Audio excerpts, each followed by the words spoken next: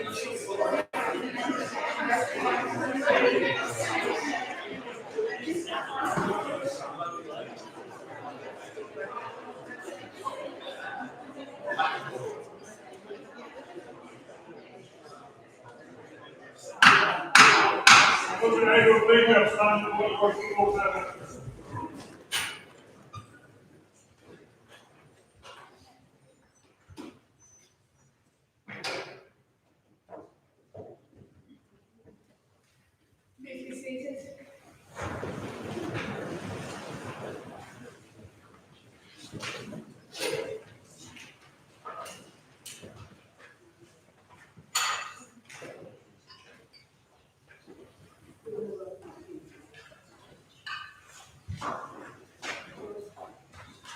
Thank you. Good evening, councillors, and welcome to this evening's extraordinary council meeting. Before we formally commence this evening's business, can I please remind all members of the following? Please can all mobile phones be kept on silent or turned off during the meeting where possible. Please remain focused on the topic being discussed. Please do not repeat points which have already been made.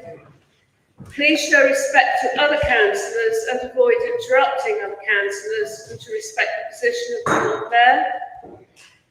Please indicate by a clear show of hands if you wish to speak, and I will then call you as appropriate. Please can members rise on any point of order which relates to an alleged breach of a standing order or statutory provision, and specify which standing order or statutory provision they consider has been broken. Any personal explanation by a member must be confined to some part of a former speech which appears to have been misunderstood in the debate. Finally, members are reminded that if they leave the chamber during consideration of an item, they will not be able to take part in the vote on their return. And please feel free to request a comfort break if needed so we can adjourn at the appropriate time.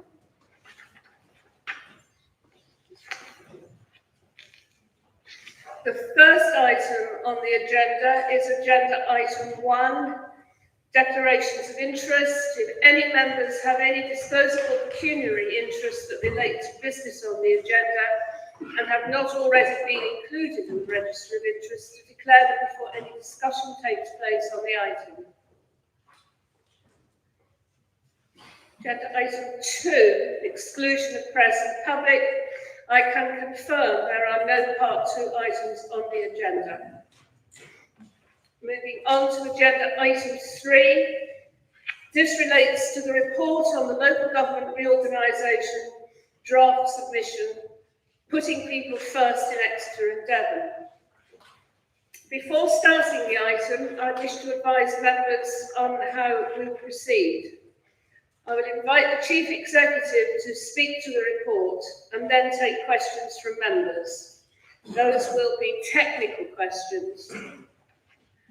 Councillor Mitchell. In the light of your earlier comment, Chair, Lord Mayor, can I announce that I do have a declaration of interest in regard to serving on another council? I've spoken with the monitoring officer and he has granted a dispensation on this matter to take part. Thank you. Thank you, Councillor Mitchell. So, I will invite the Chief Executive to take questions from members. Those will be technical questions.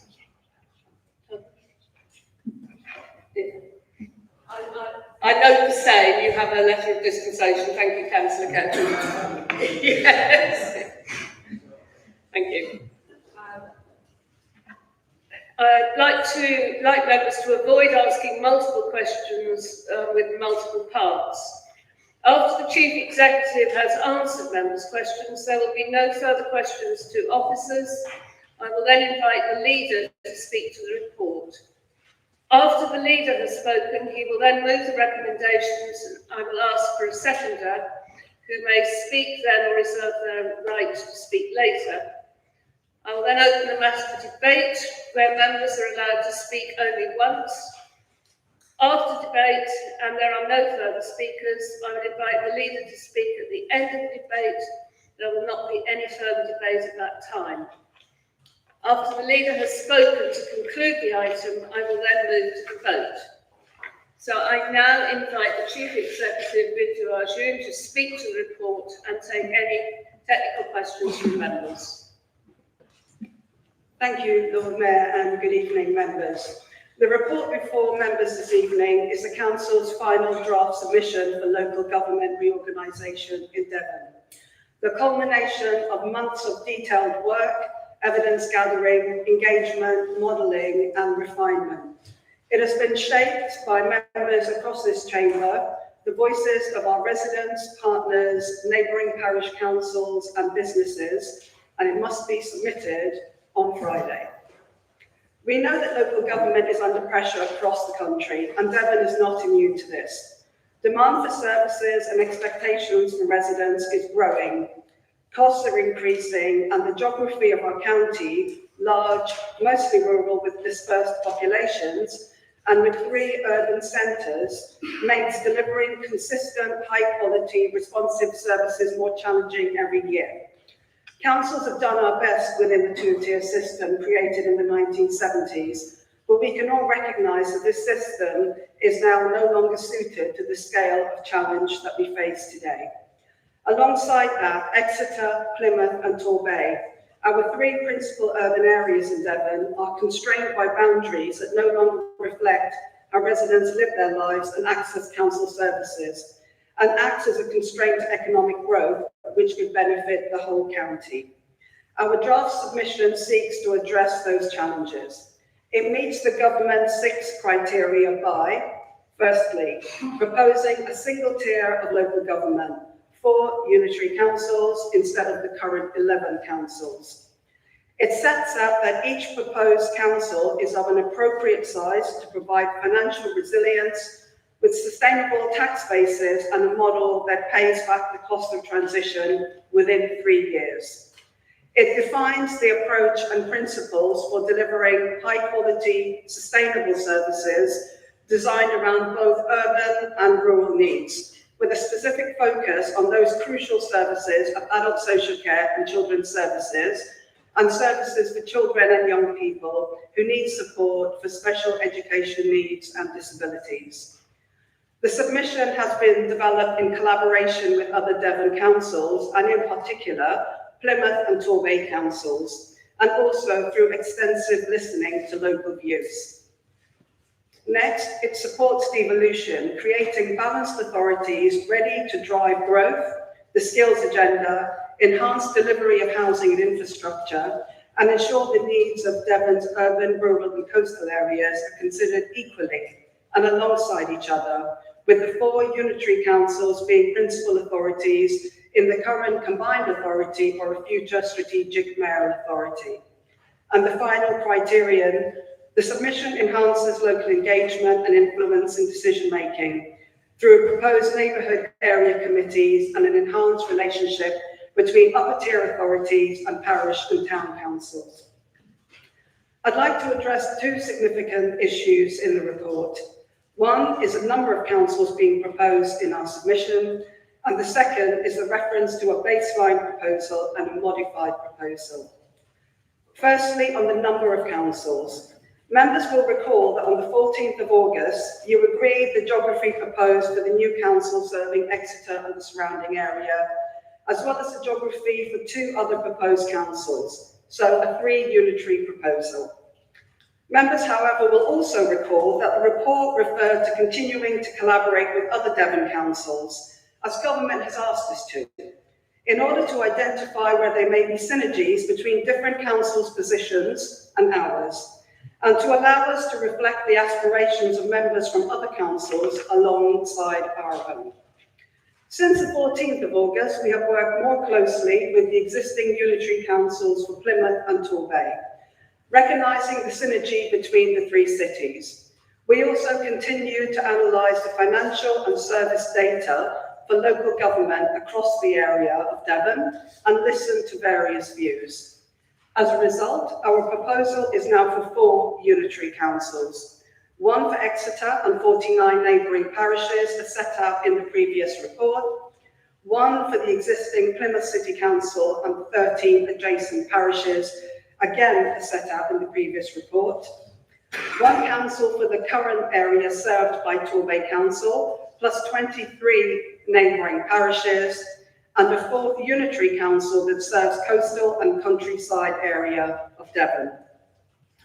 During this work, Lord Mayor, the greatest synergy was evident between our emerging proposal and that of Plymouth City Council. Members will note that the submission references throughout the similarities between the 2 areas as major engines of growth constrained by historic boundaries.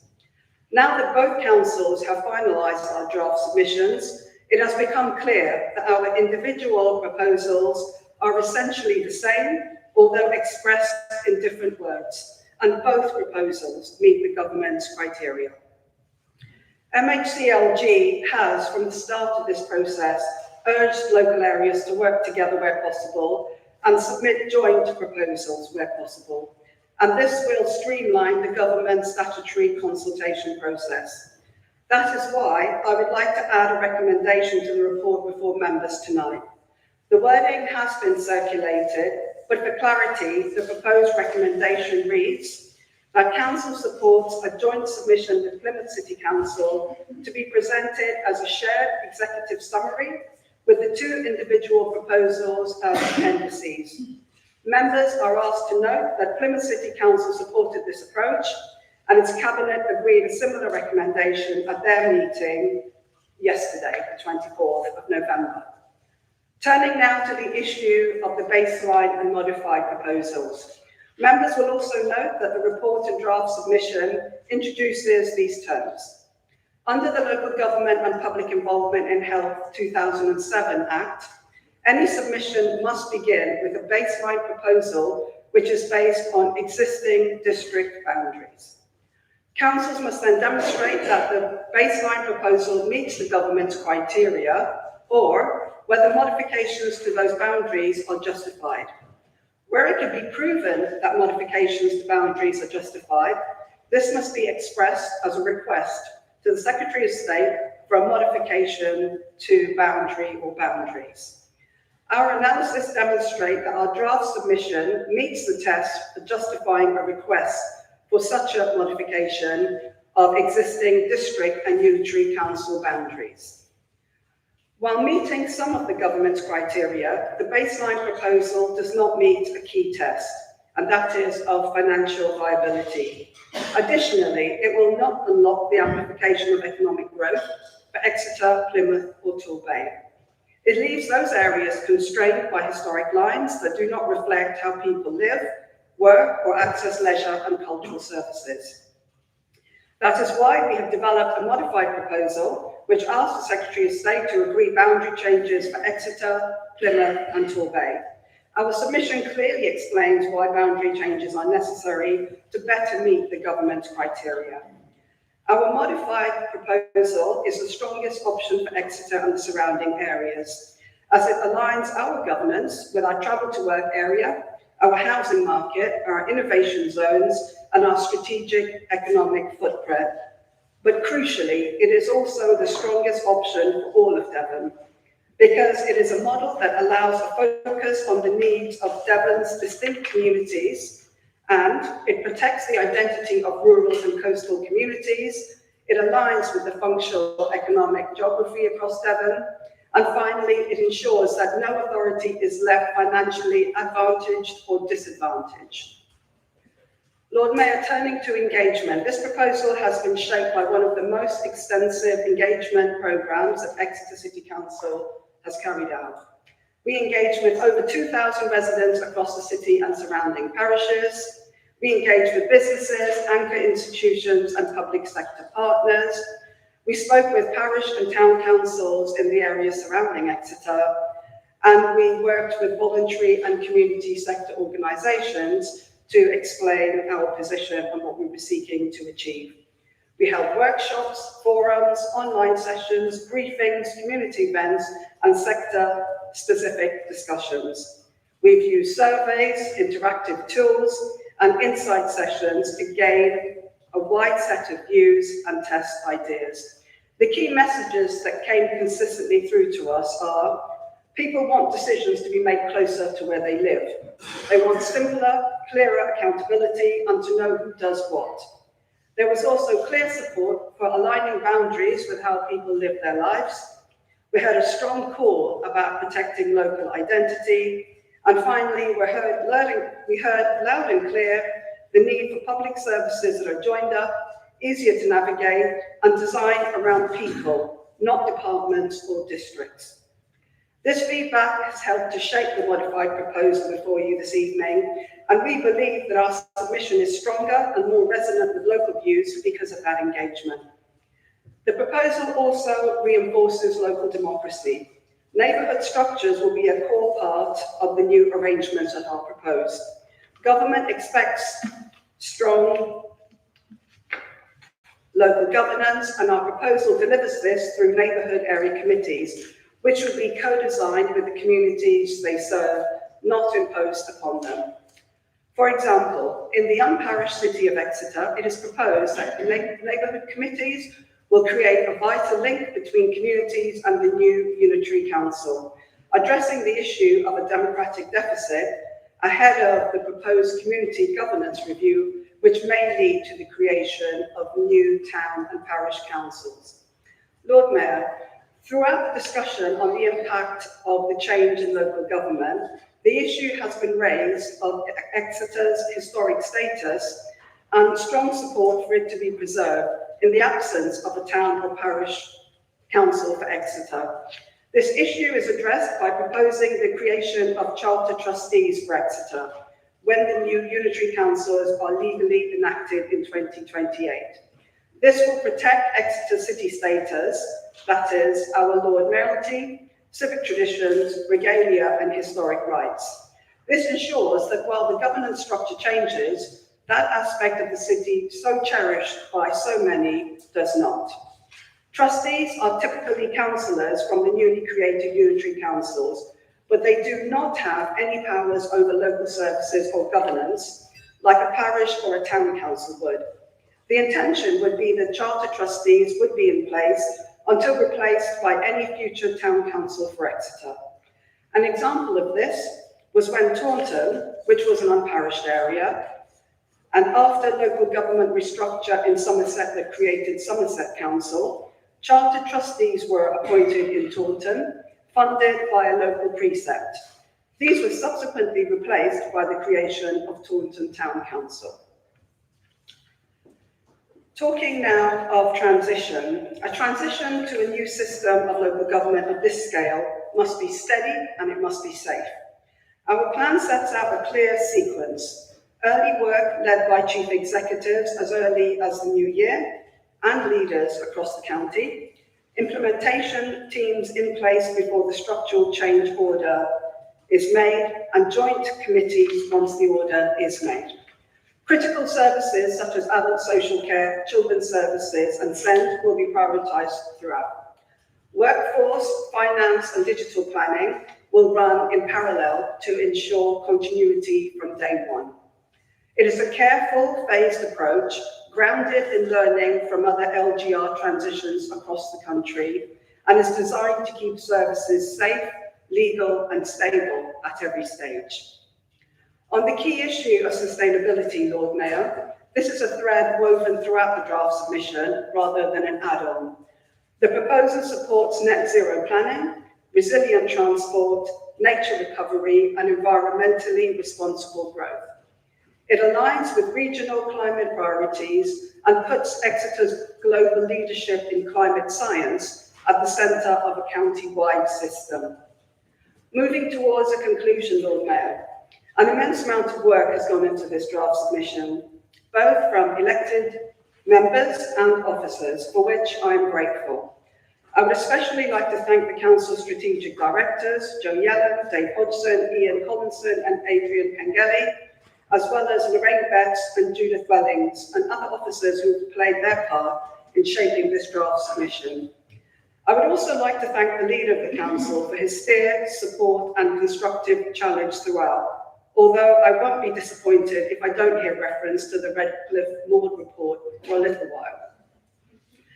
I would also like to acknowledge and thank elected members and our heads of service and their teams who've kept a firm grip on business as usual throughout this year, where the strategic directors and I have necessarily focused on LGR. If I may, Lord Mayor, on a personal note, yesterday marked 20 years to the day that I was offered my first position at Exeter City Council. Shortly after I arrived, we began work on a bid for unitary status. It's a reminder that the debate about the appropriate structure of local government in Exeter, how we build something simpler, more accountable, and more effective, has been with us for decades. The case back then, after various twists and turns, was not to be. Despite that, officers and members of the council carried on working with partners under sometimes challenging circumstances to deliver great things for the city and its residents. 20 years on, I hope that members feel that we have developed a robust evidence-led proposal that meets the government's criteria and is informed by listening to voices across Devon. And my hope is that we are now close to getting the local government structure right for Devon, in service to our communities, current and future residents, businesses, and other stakeholders. I commend this draft submission to Council, Lord Mayor, and my colleagues and I are happy to take any questions.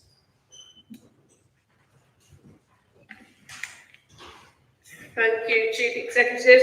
Do members have any questions of Chief Executive?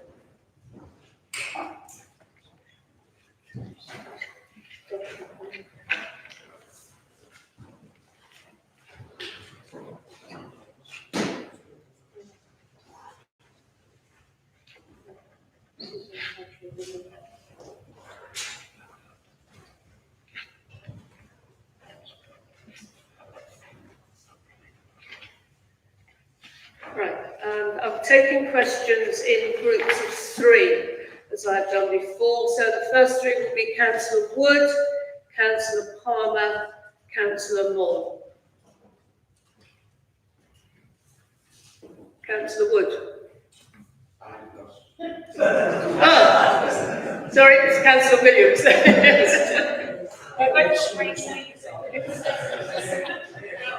Councillor Williams, but Councillor Palmer and then Councillor. Thank you, Mayor. This is just a question of clarification. It's on page 143 of our paper, or 129 of the report. And it's just the 4th bullet point from the bottom under stakeholder engagement outcomes in numbers. There's just, it says 35 adults participated in focus groups, and then in brackets, more to come from YP, which I think is young persons. So it's just an update where we are with that one. Thank you. Councillor Palmer. Councillor Palmer. Thank you.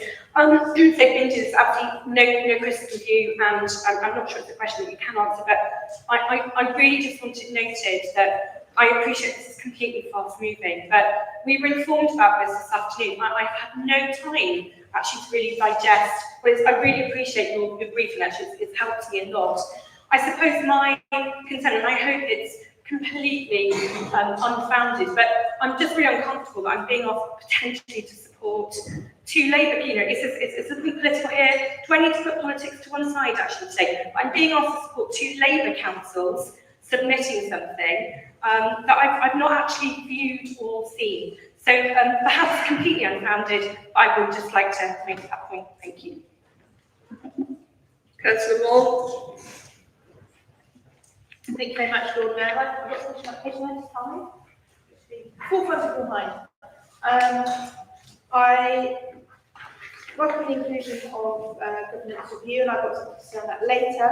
But I just want to talk about the chart because it talks about council tax bands and Council Director talks a lot about council bands too. And so it gives a benchmark of the council tax bands across the different councils and how, therefore we need to think about how much it will be. In light of that, and the potential community governance review, and also the implementation of charter trustees, both of which may introduce a precept. Councillor Moore, can I just say, I can see people at the back are straining to hear you. Sorry. So in light of the, what did I get to? Oh, so in light of introducing charter trustees and potentially parish councils, can you explain, or will it be explained in the final bit, how that precept might relate to Council Band D? I do understand that the impact is netted off for the purposes of this bid, but it doesn't actually speak to this in terms of what the cost might be in terms of adding on to council tax or not. Chief Executive. Thank you, Lord Mayor. I'm going to answer or speak to Councillor Palmer's point, and then I'm going to ask Joe to speak to Councillor Ruth Williams' point, and then Dave to speak to Councillor Moore's point. Okay, we're sharing a microphone unless we can borrow yours for now. So, Councillor Palmer, I absolutely understand this information has come to members late.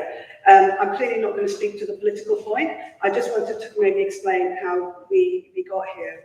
So both councils have been working absolutely up to the wire to finalise their submissions.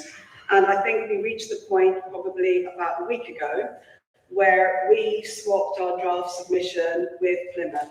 And in doing that, we began to identify that the similarity was there. So both councils were proposing 4 unitary councils in the way that's before members this evening. And then we started to speak about or remind ourselves of the government's initial criteria around collaboration wherever possible. I think Devon had one of the largest numbers of interim submissions going forward. We were mindful of the next stage of the process is the government statutory consultation, and we were keen to try and see what we could do to respond to government's call to work together and collaborate wherever possible. And that's where we started speaking very late in the day about, is it possible to put together something that looks like a joint submission from both councils, because the case is effectively the same, as I've said in my presentation, apart from we've used different words to explain the situation, but we're both urban areas, talking about how we meet the government's criteria, but also how we feel that our growth is constrained by the current boundaries. Yeah? So I was only in a position to discuss this with the leader of the council yesterday, having done the detailed work to make sure that that was right and the cases were similar. So it was only actually yesterday. So in terms of whether this is a political process or not, clearly I'm not a politician, but what I'll say is, as an officer, the conversation happened at officer level with advice from MHCOG as we speak to them throughout. So I hope that addresses the point. Thank you. Jo? Thank you very much for the question. So this refers to some focus groups that were coordinated by external agencies with children under the age of 16. All of the focus groups were facilitated by external agencies for independence, but council officers were there to take notes to ensure that we were gathering. Because of safeguarding policies of the organisations with the under 16-year-olds, it wasn't possible for council officers to be present. So we've been reliant on those organisations to supply us with the reports from those focus groups. Unfortunately, despite encouraging them to send the details to us, neither organisation, at my last check, has sent us through their information, which is really disappointing. So it looks as if we're not going to be able to formally include the feedback from those under 16-year-olds, other than some very high-level comments that were made to us by the facilitators. So my apologies that we haven't been able to include that information, and that note was left in the draft for the very last minute in case we were able to secure that information.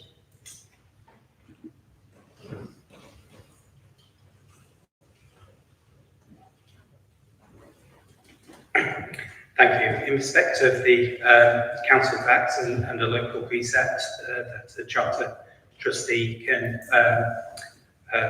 put to the council taxpayer, it's impossible to know what the trustees will set. It's set by a body that does not yet exist. What I would say is there's potentially some comfort. Unlike a parish council, they can only cover their costs of the administration of the trustee, so that what they need to do to maintain that status, and therefore the impact should be low for a charter trustee. In terms of neighbourhood committees, in the absence of anything from the government yet as to whether they'll be allowed to charge a local precept and what the limitations of that may be, we haven't included anything in the bid. Okay, I've seen Councillor Patrick and Councillor Banyard. Anybody else have a question? Councillor Reid. So Councillor Patrick, then Councillor Banyard, then Councillor Reid.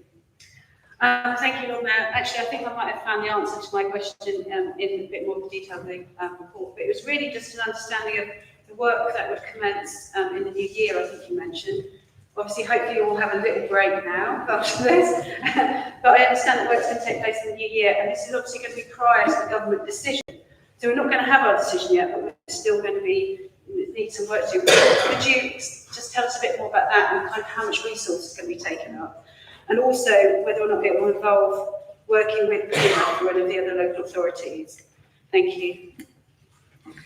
Councillor Banyard. Thank you, Lord Mayor. Just a couple of questions about charter trustees. I don't know if it might have already been answered, but let's have a try. So the charter trustees, they're to be treated like small parish councils.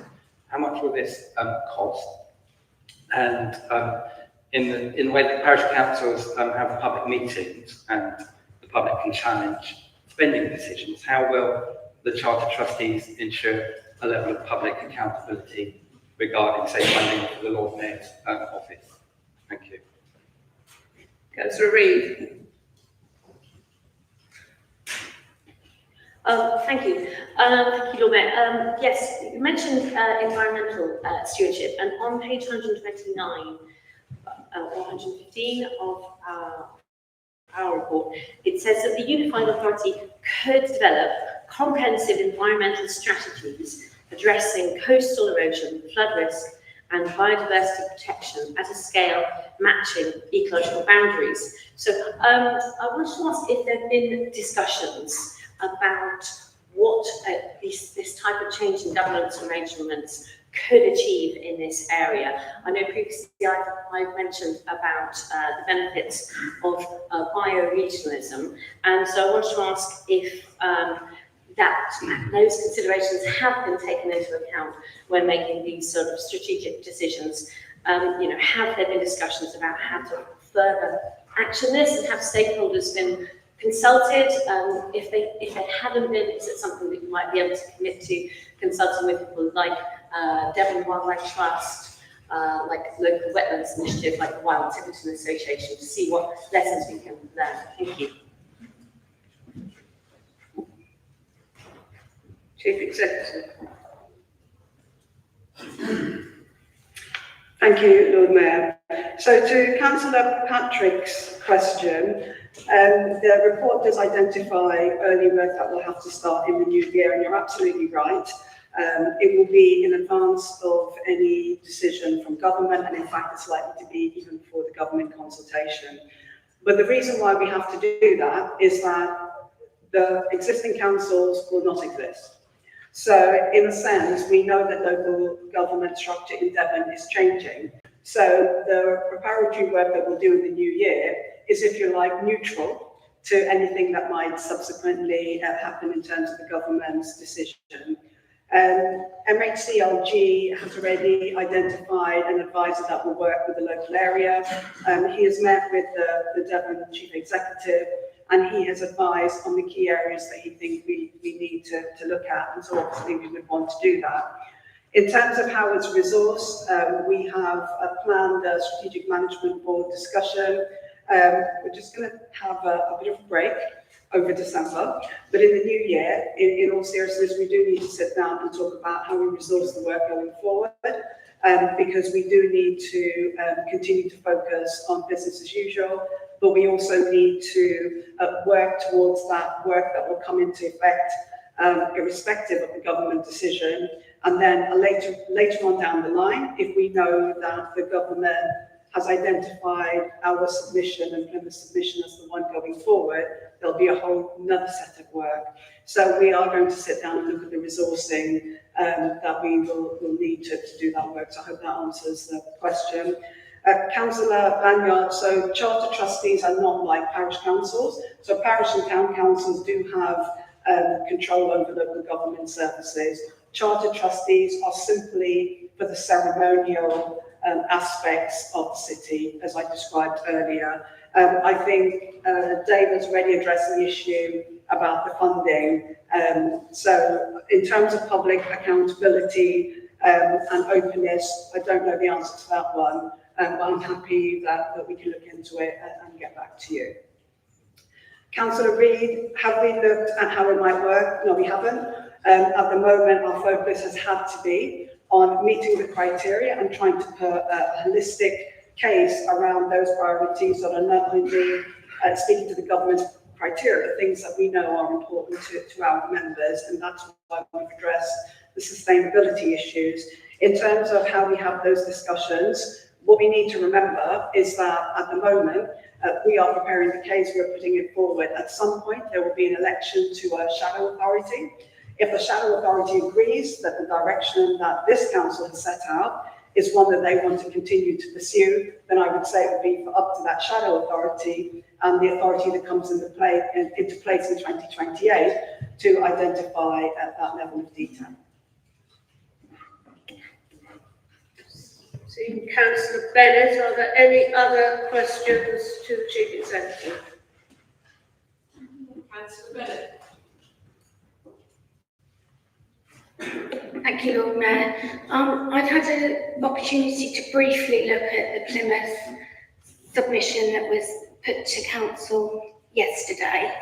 And I did note there were some differences in the size of the proposed councils, number of councillors. I just wondered, are we solely going to be voting on the data and the figures that are expressed in our Exeter proposal, please?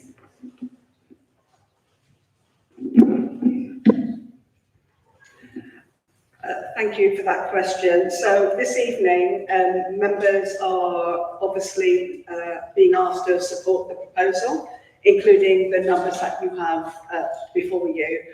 Tomorrow, the intention is that executive, depending on what happens with the recommendation that I've suggested, executive will be the ones who will be looking at making the decision around submission. At that point, the hope would be that we have more detail from Plymouth in terms of the draft executive summary that I talked about us doing jointly. So for this evening, we are speaking to the numbers in our submission. I see no further hands raised, so thank you, members. There will be no further questions to officers. And I now invite the leader, Councillor Bialik, to speak to the report and to move the recommendations. Thank you, Lord Mayor. Good evening, members, colleagues, and members of the public here tonight. This City Council, together with other local authorities, have been given a chance by government to make changes that will last for generations to come. I believe we can't, as a city and surrounding area, miss the opportunity to keep those communities in and around Exeter at the city and the economic and sustainable growth to continue the tradition that Exeter is and will be the centre of civic administration. We have articulated our ambition for the city of Exeter to come under a new unitary council, one that recognises the unique role of the city in driving the economy of the sub-region, and as leader it has been good to see the council united in our ambition for a unitary council. Our proposals for a unitary council in Exeter demonstrate that we are still a city of ambition. We recognise that residents need jobs, reliable transport and a sense of well-being to thrive. Exeter has the economic potential to power the region, but realising that potential requires infrastructure, resources and talents. Tackling the structural inequalities in our communities and strengthening education and skills is essential to realising the potential and achieving our outcomes. More of the same from a Devon Unitary Council will not do. Therefore, this coming year will be about achieving a balanced financial discipline and looking ahead to realising the potential and improving prospects. One thing we can all agree on here this evening is that we live in a very special part of Britain. Whether you grew up in Devon, or you moved here, or work here, or however you choose to make it your home, this county and city gets into your blood. It's proud, it's distinctive, and it's full of potential. I'm also proud that we, as a proud and inclusive city, and one which welcomes everyone in Exeter. Exeter is also a place that knows how to get things done, quietly, practically, without fuss, well, not too much, but from investing in the future, infrastructure, which would normally be the responsibility of an upper-tier council, to building the country's first passive house leisure centre. And even though we may be able to get a bridge or two in all that. That's what this proposal is about. It's about the Devon we know and the Devon we want to hand on to future generations. Now, yes, Exeter has led the work, and I'm proud of that. But let me be clear, this isn't just a plan for Exeter alone. It's a plan for Devon as a whole. For cities and towns, for coastal communities and rural villages alike, The 49 parishes and towns are all connected to Exeter and Exeter to them. What we're putting forward this evening is a model that strengthens what already works and fixes, hopefully, what doesn't. It's about local decision making, simpler structures, better value for money, and a stronger voice for our communities. Reinforcing the commitment to work with towns and parishes and communities, with Exeter itself being a benefit to us all. Because the truth is, the further away from decisions are made, the less they are understood by people they affect. Lord Mayor, not long ago, I was waiting, like many as have to do all over the city, for a bus at Litchfield Road in Exeter. Like many in the city, I waited longer than I should have. A woman next to me turned to me and said, if they'd run this from London, we'd be here all week. Happily, I wasn't there all week, but there is a truth in that. Local challenges need local solutions. And that's exactly what this proposal is trying to get us back to. Decisions made by the people who understand them and know what needs fixing. Our proposal is practical, is evidence-based, and yes, it is ambitious. And we've never been afraid of ambition in Exeter, because we want more for our city, for our county, and our country. More opportunity, more growth, sustainable growth, and higher living standards for everyone who calls this place their home. We've shown how to grow responsibly, how to bring partners together, how to invest in homes, culture, skills, and sustainability. And those lessons, Lord Mayor, shape this plan, one that gives Devon the space to grow, to innovate, and of course to lead. Our cities will play a huge role in that. Cities like us here in Exeter and Plymouth drive ideas, investment, and jobs. We are engines of regional prosperity. But the countryside, the coast, and the market towns matter every bit as much, as they are the heart of our county. This proposal gives space for all parts of Devon to thrive. It unlocks potential whilst protecting character. It's bold, balanced, and built to last. I wish to thank Plymouth City Council and indeed Torbay Council for both having ambitions of their own. Both recognise the importance of an Exeter unitary authority and support the city and the surrounding areas. And as we know, their bids in Torbay, although slightly different from ours, do recognise Exeter, as so does Plymouth. It's a plan that can deliver real savings, create stability, and put the focus back on people, housing that's affordable, transport that works, services that people can trust. The submission before you, councillors, reflect genuine common ground across political groups, partners, and communities, all backing the same belief that Devon's future can and should be stronger. Before I'm finished, Lord Mayor, I want to say something important. The submission didn't appear out of thin air, and it's taken real graft, real leadership, and real expertise. I want to thank the Chief Executive, Bindu, and her presentation for this evening, and for the steering, work, and clarity in colour.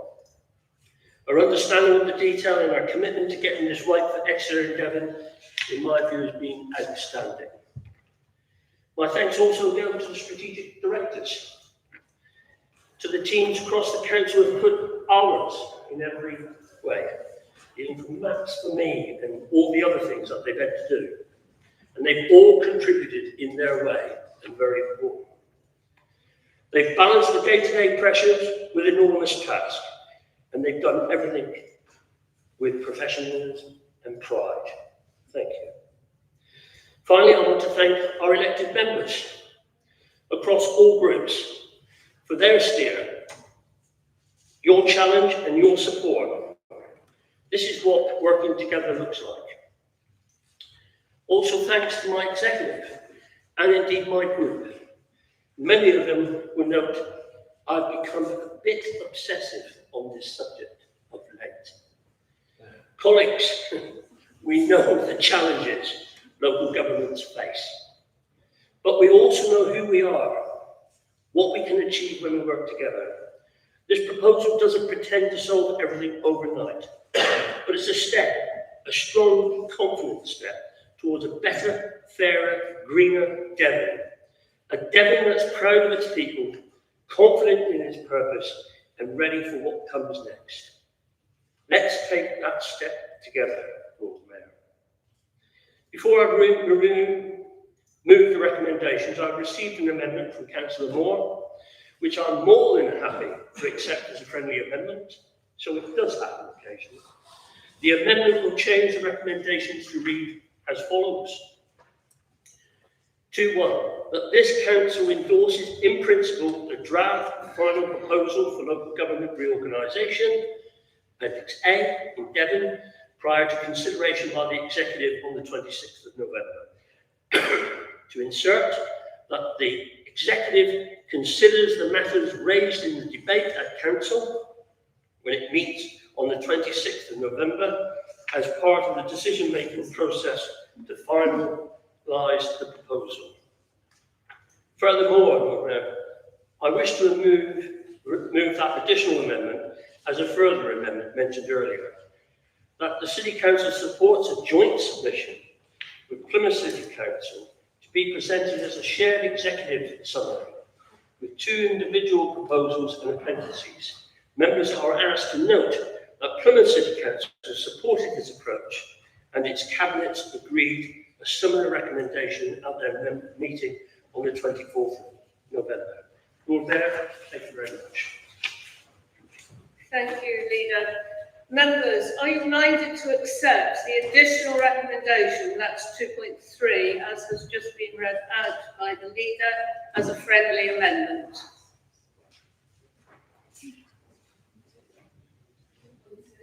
Anyone opposed to that course of action? Right. In those circumstances, there is one person opposing.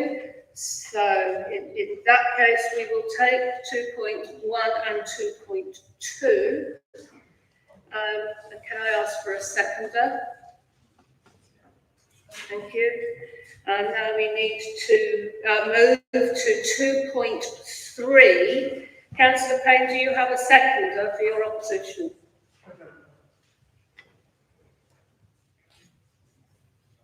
Anyone willing to second?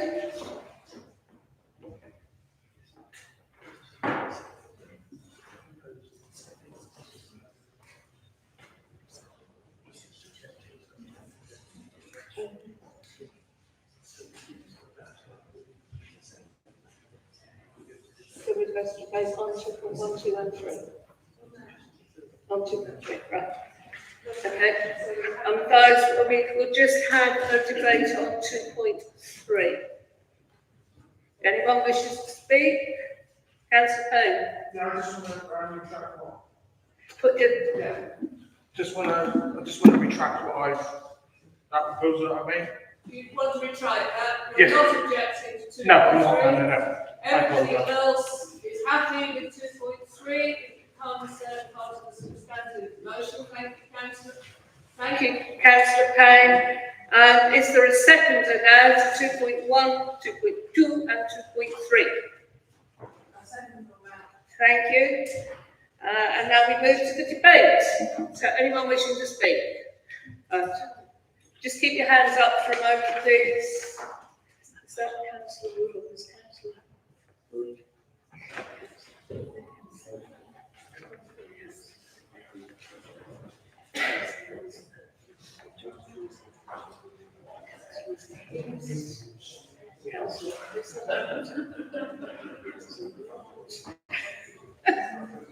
Do excuses.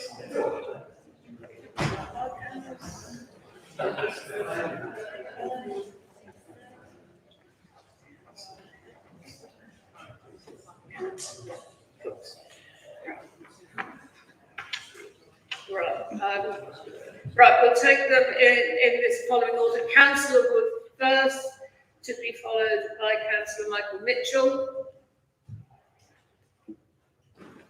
Councillor Wood. Thank you, Lord Mayor.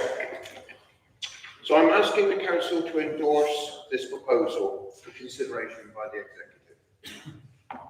The recognition of the connectivity between the city and surrounding towns and parishes, it isn't new.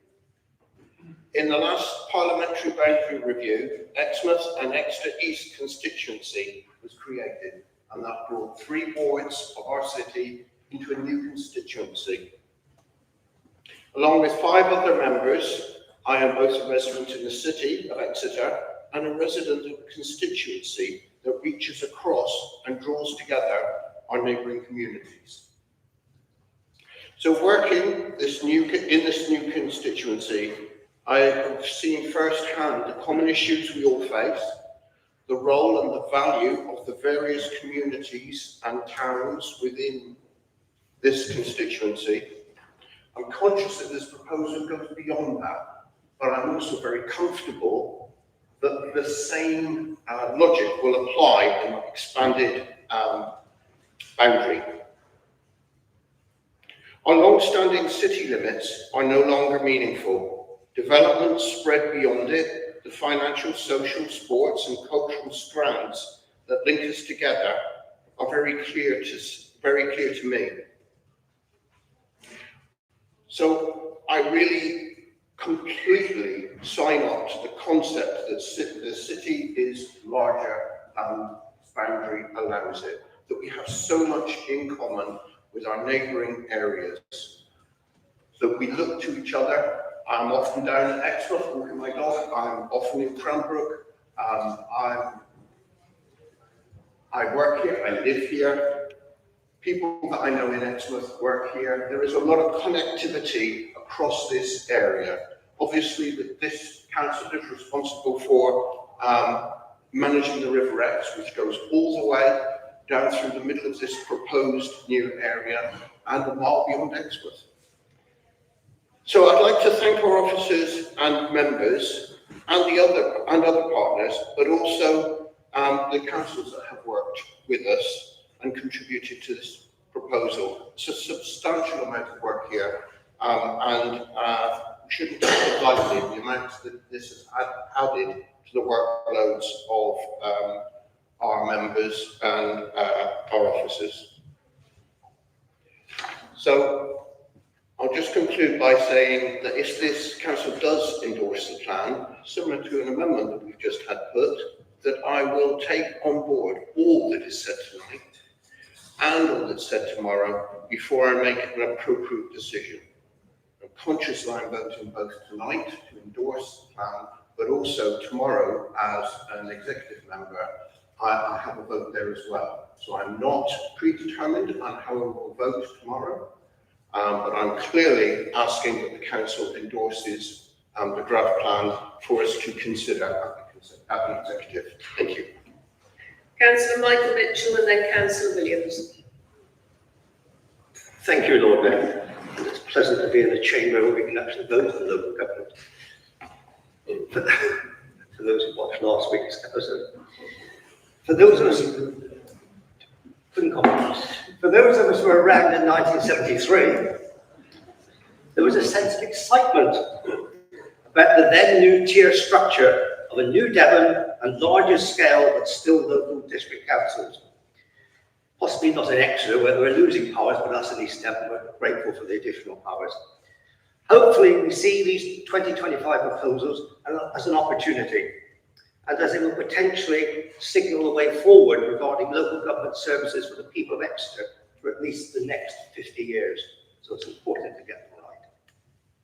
It appears that in 1924, the new Labour government had a relook at the 1969 Labour government's Radcliffe Board report, looking to set up unitary authorities with a population of 500,000 and provincial councils with strategic development responsibilities. Sounds familiar.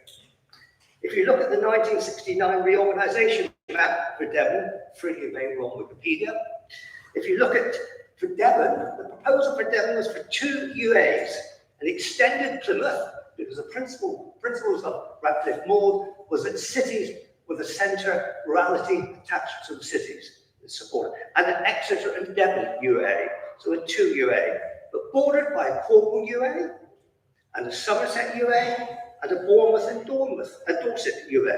Sounds slightly familiar, I think we're almost there on those. We'll also recall that in 1974 there was a 1 Devon, which included Plymouth and Torbay. But in 1998, they both opted out of Devon and became standalone smaller UAs as they are today.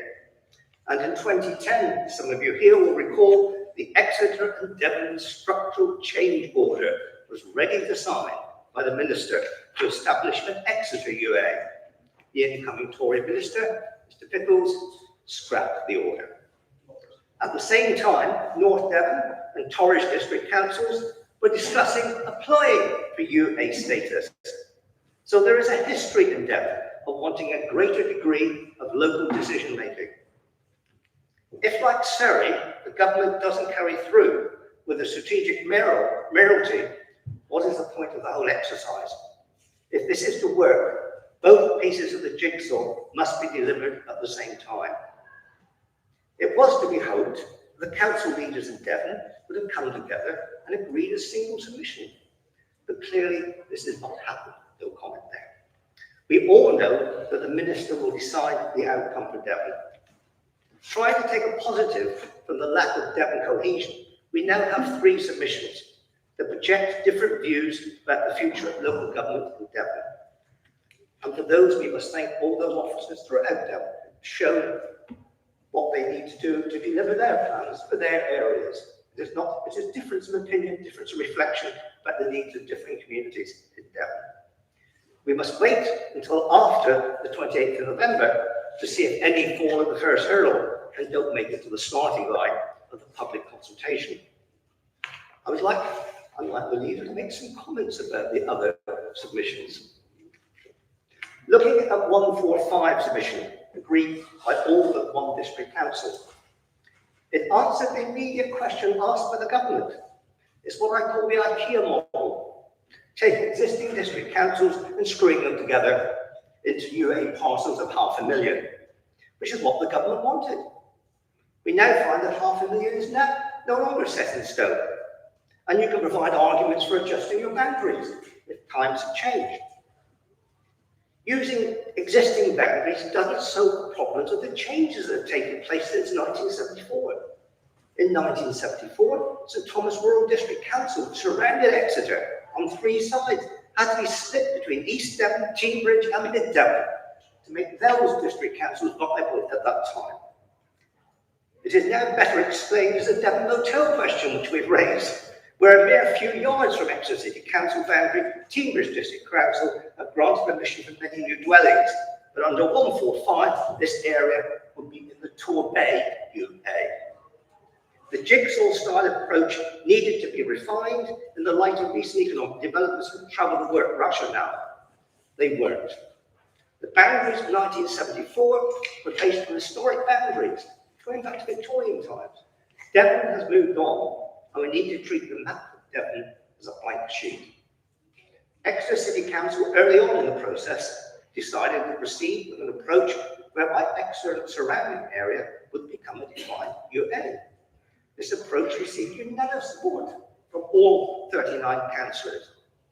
This has now evolved into a 4 UA Devon approach.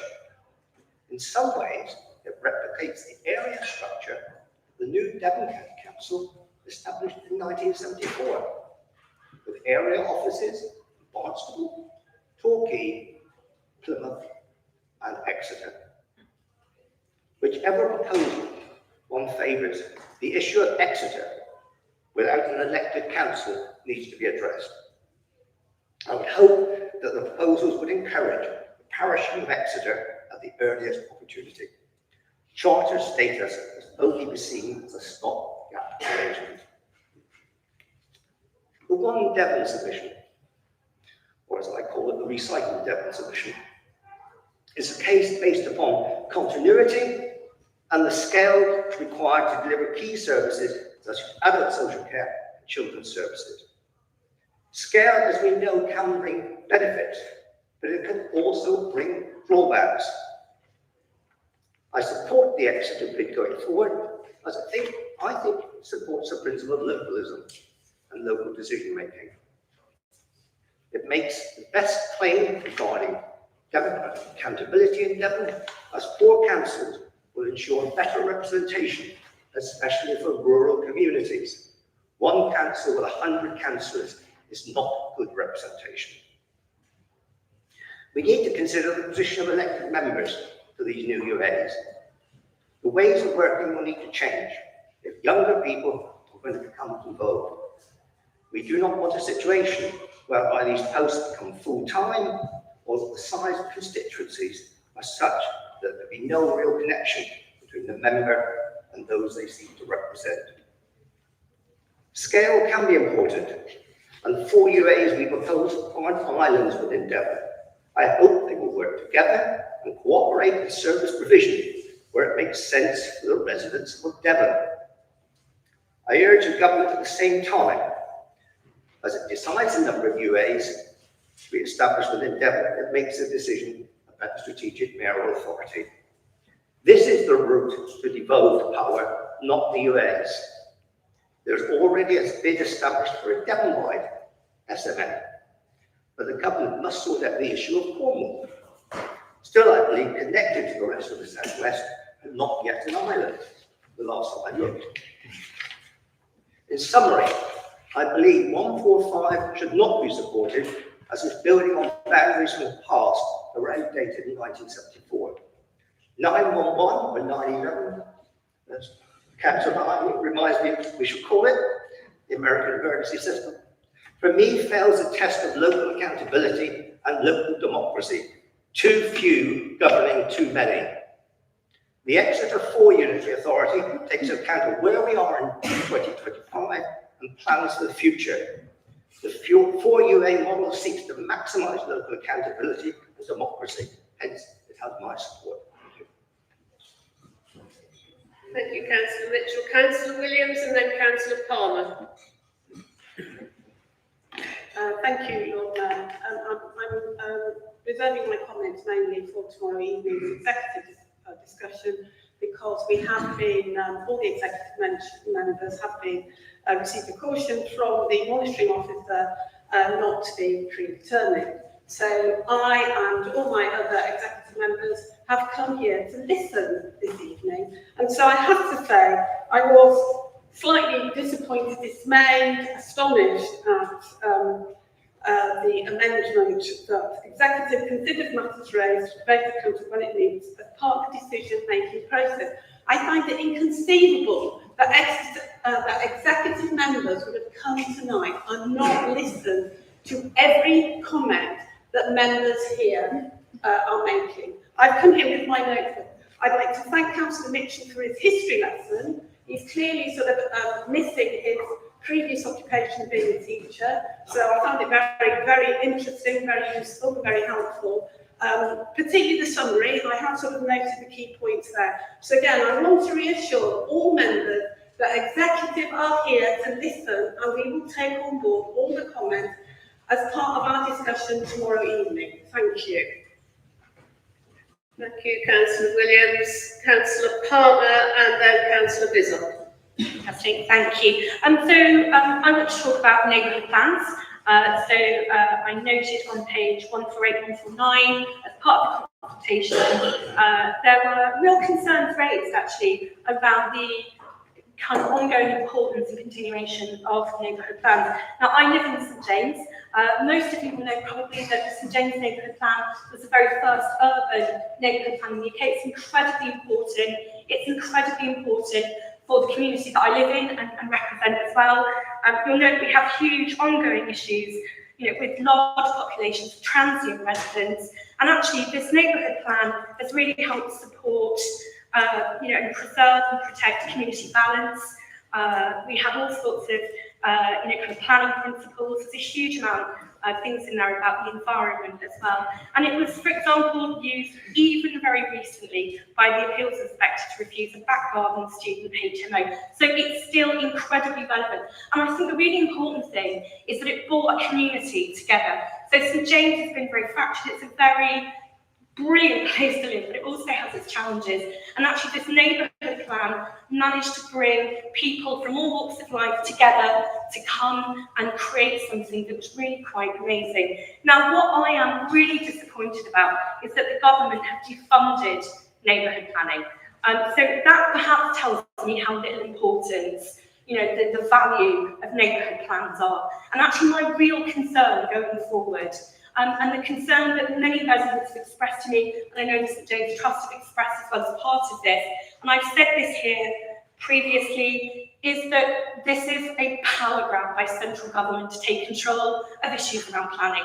That actually the power is going to be taken away from local communities to make objections to things like planning, to things that matter to the place that they live. So I want reassurance, and I think my residents, and I'm sure other residents who I know are looking at neighbourhood plans as well, want reassurance that as part of this, their voice will carry on making a difference, that they will have the right to determine and have a say in the place that they live, that it won't be made by a councillor based 30 miles away from them, or heaven forbid, a strategic mayor based 100 miles away at the other end of the county, or somebody in Westminster who's never set foot in St James. So for me, I think that's what was missing today. And I think my community and others absolutely want to know that whoever represents them, whatever shape or form this new, administration takes, that their voice matters. Thank you, Councillor Palmer. Councillor Vizard and then Councillor Hughes. Thank you, Lord Mayor.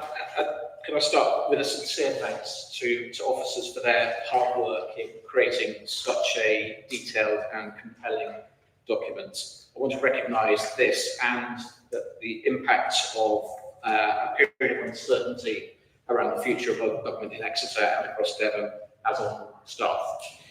They are public servants who strive to run services that make Exeter a better place to live, and we thank them for that, and they're not valued enough for the incredible work that they do. So I want to just reflect on that. Also want to welcome the cross-party work and the unity of purpose that members have shown. While we obviously have differences, I'm in no doubt that we all want this for our city and for the whole of Devon and all of our residents. Now, laced through this excellent document is the responsibility we share with other authorities towards the environment and our communities. And I welcome the work that's been done on engagement around community groups, with stakeholders, with residents, with parishes, with other districts, businesses and others besides. Really important, rich data for us there. Two findings I wanted to reflect on that. One, the paragraph that says our research highlights that residents value the character and community feel of their local area, particularly its peaceful environment, friendly people, proximity to green and coastal spaces, and accessibility to other locations. Exeter is most frequently identified by survey respondents as their local area, suggesting a strong sense of local identity. I think that's a really important thing to reflect on.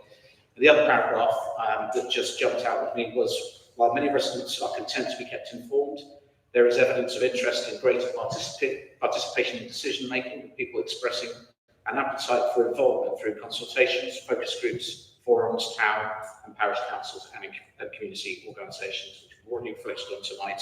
And I absolutely hear and welcome, and I welcome the community government review that will be undertaken. And just to pick up on the under 16s point, that engagement, while disappointed that we haven't had it included, I hope that will still be, when it eventually arrives, will be extremely valuable feedback, and we'll be able to use that going forward.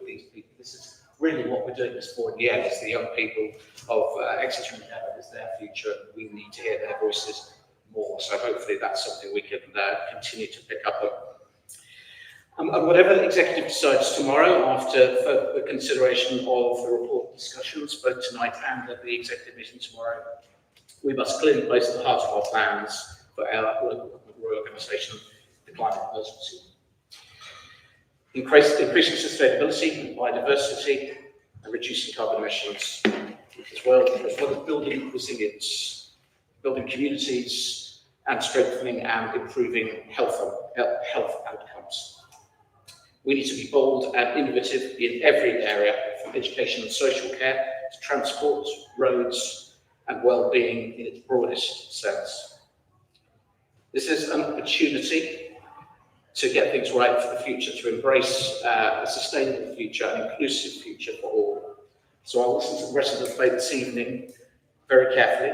I welcome all contributions as we consider the report tonight and tomorrow. Thank you very much. Thank you, Councillor Bizzard. Councillor Hughes and then Councillor Knott. Thank you, Lord Mayor. First of all, again, to reiterate what others have said, huge thanks to the officers of the City Council, not just for how much work they've put in, but how accessible they have made the information. It's been easy to digest, it's been easy to understand, and I think that's a really important thing to note, because we all have the opportunity to understand the complexities of what we're being asked to consider as a result of the hard work that your officers have put in, Chief Executive, so thank you. I may not have been around as long as some people. I wasn't even born in 1973, and I'm not sorry about that either. However, I have been in this city long enough as a teacher and as a psychological therapist to know what a special and important place this is. Not just the city centre, but the surrounding areas. I think it's really important to raise how proud I am, personally, of our active choices to remain a city of sanctuary for so many marginalised groups. I stand here as somebody who, living somewhere else, would experience extreme marginalisation. And I want to point out that this city and its surrounding areas are so important for people like me in order to feel safe and to feel loved and to feel welcome and to feel supported. So that for me is a heartfelt plea to remember that that is the kind of city that we are, and we need to remain that. I am really disappointed, the same as Councillor Bizzard, that we haven't been able to hear the voices of young people. I recognise that that's not officers' fault, but I think I do want to raise publicly the point that you haven't been given the information that you should have been, and I think that's quite sad. That said, I think I want to make the point, standing here as an independent councillor, that this is not a political debate that we should be having here. This isn't, oh, the Labour group wants to do this. This isn't Labour Plymouth, Labour Exeter. It's not about that. This is community-led. This is about what's best for our communities, irrespective of how we vote or which political flavour we decide we're going to be. So I just would like to make that point as an independent, that this is about community, it's not about politics. And so for that reason, I am very supportive of the proposals that we've been given, and I hope the executive will take my comments into account when they make their decision. But I do trust the executive to make the right decision. So thank you. Thank you, Councillor Hughes. Councillor Knott, then Councillor Parker. Thank you, Lord Mayor. I wish to address this proposal from a planning perspective. During my time as a member of the Planning Committee, I've grown increasingly frustrated by the number of applications submitted by neighbouring authorities that deliberately attach developments to our borders.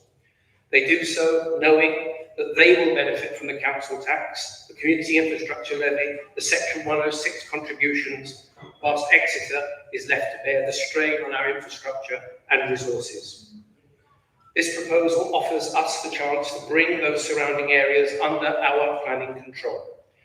It would allow us to halt the unsightly erosion of the green belt and protect our ridgeline, replacing piecemeal expansion with a more sympathetic, cohesive and thoughtful approach to development. I do not see in these documents an acceptance that the new authority will lose control of local planning. Quite the contrary. Councillor Palmer, section page 107, 148 page 306, all show that neighbourhood plans will be supported going forward. This also provides an opportunity to prevent situations such as the recent case where another authority received funding earmarked for a project within our city, only to divert that funding elsewhere. In short, Lord Mayor, this is a clear opportunity to ensure Exeter grows in a way that is fair, sustainable, and in the best interests of our community, and therefore one which I fully support. Thank you, Lord. Councillor Locke, Councillor Parkhouse, and then Councillor Millibone. Thank you, Lord Mayor, and thank you to the Chief Executive for all the hard work, in addition the officers and executive councillors and the leader for all the work behind this proposal. So as a newly qualified teacher, I want to speak about something that matters deeply to me and countless families across Exeter, which is special educational needs and disabilities. Despite some national political figures poo-pooing the need for adaptations in the classroom, locally, SEND is one of the top priorities for our residents, as shown in the report by the resident surveys for this proposal. And it's clear why. The need is rising fast, but the system is not keeping pace.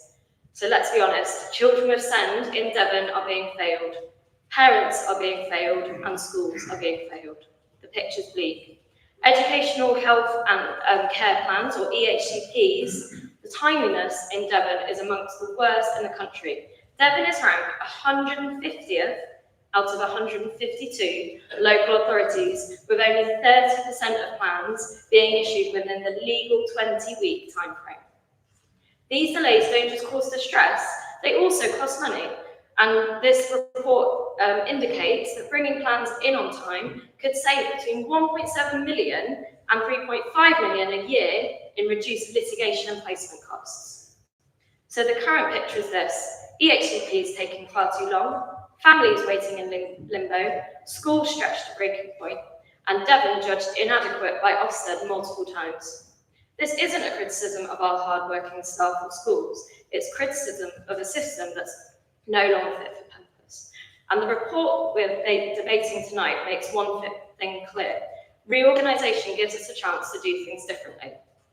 To all councillors who may be involved in that new unitary authority, SEND must be at the heart of it, not an afterthought. A unitary structure could bring sharper accountability with fewer layers and clearer responsibility, better integration with education, health and care working together, not in silos. Smarter investment with funding early support instead of paying for crisis later. But this won't happen automatically.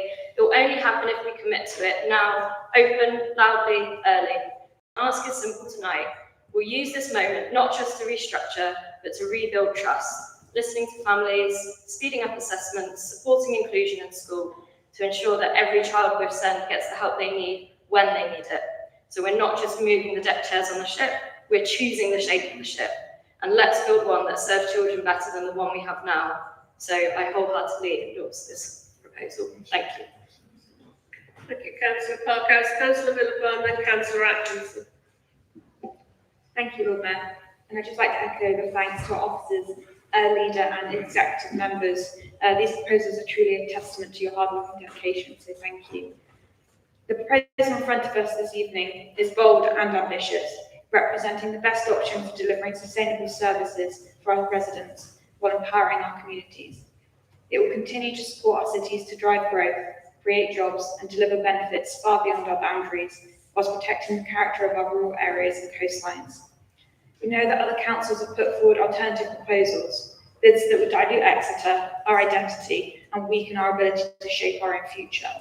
And over the last few weeks, we have seen what those alternatives would mean for our city. Funding taken away from key projects by those who do not live here.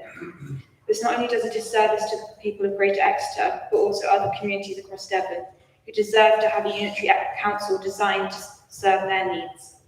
And that is why this proposal is not a plan for Exeter alone, but a plan for Devon, to build a fairer, simpler and more local way of structuring local government. Our proposal has been shaped by meaningful engagement with residents, parish councils and other key stakeholders, ensuring it reflects how our communities truly work, connect and grow.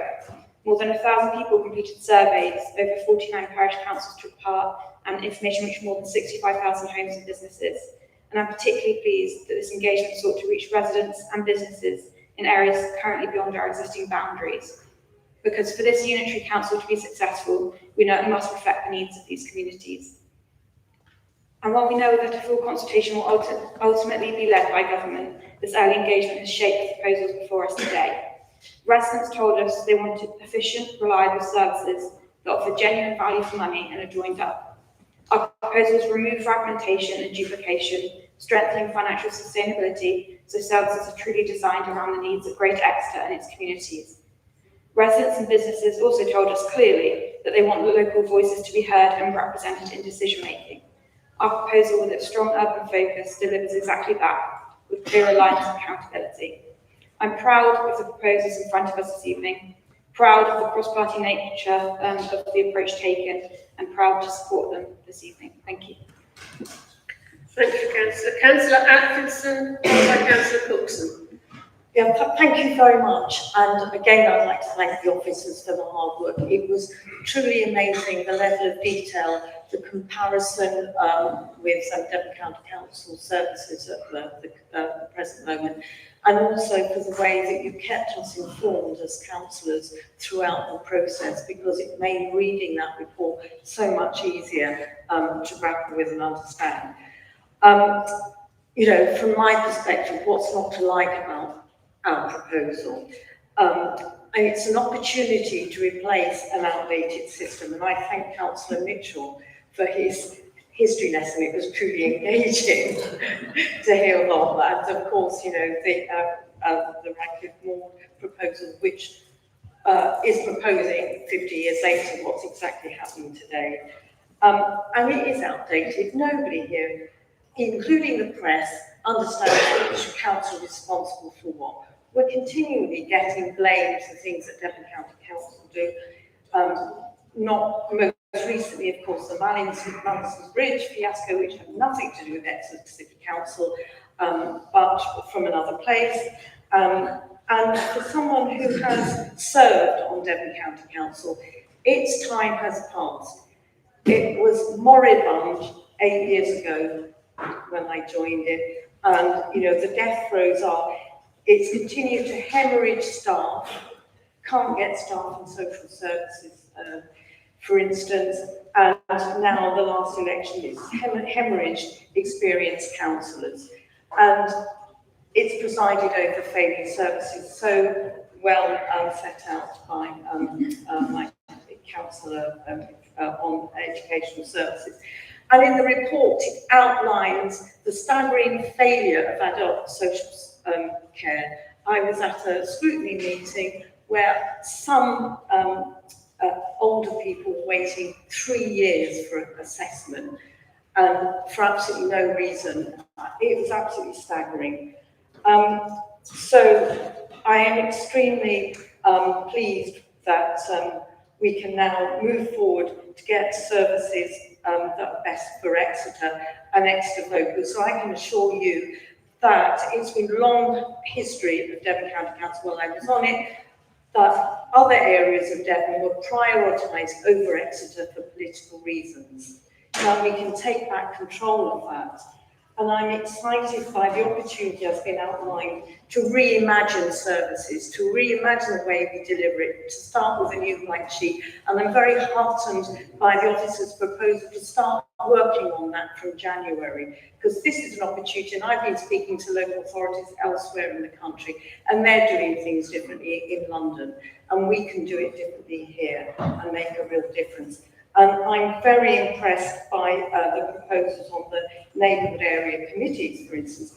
I know Councillor Palmer's concerned, but I read that report, and included in the role of these joint neighbourhood committees with community groups was a role in planning. So I'm totally befuddled why you think that they are not going to have a role in planning, as do the parish councils.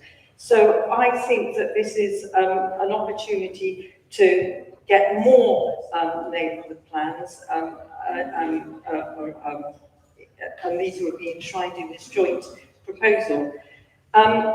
It does allow for proper planning and growth, and it also mentions the way we're going to work with the combined Torbay and Devon authority, because we do need to work towards the mayoral authority proposal, which around here we all support.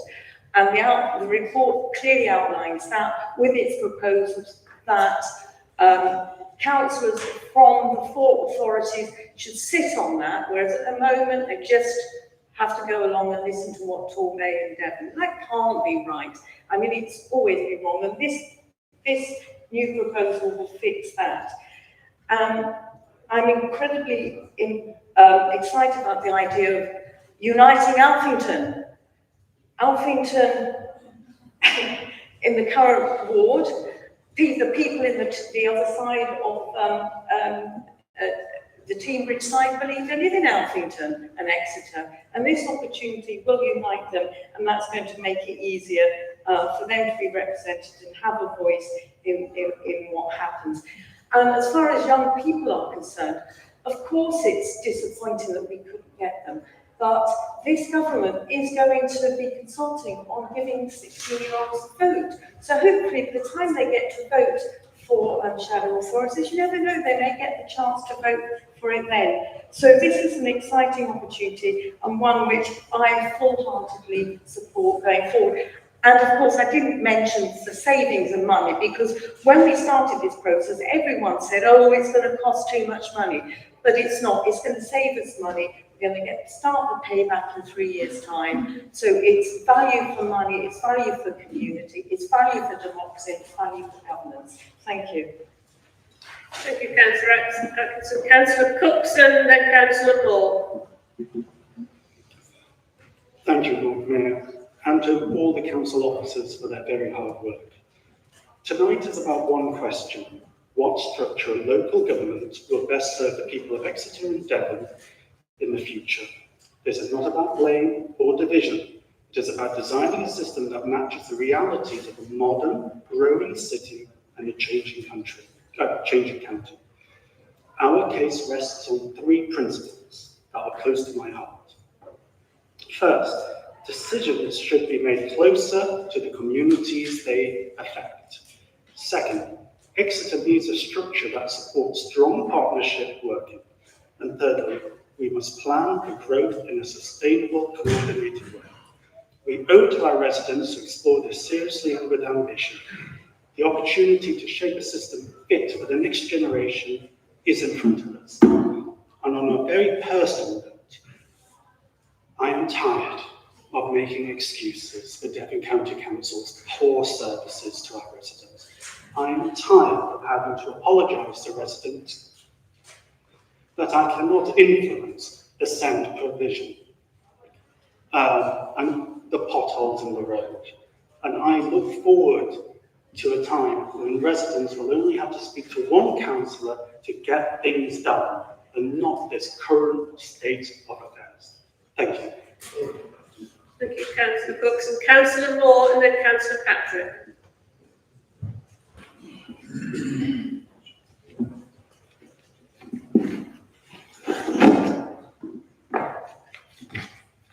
Thank you, Lord Mayor.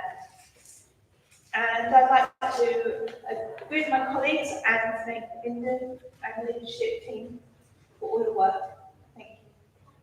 And I'd also like to thank the leader for working collaboratively across party, and also for welcoming our friendly amendment, given that we do need to be clear about the roles and responsibilities and who will or won't be making decisions.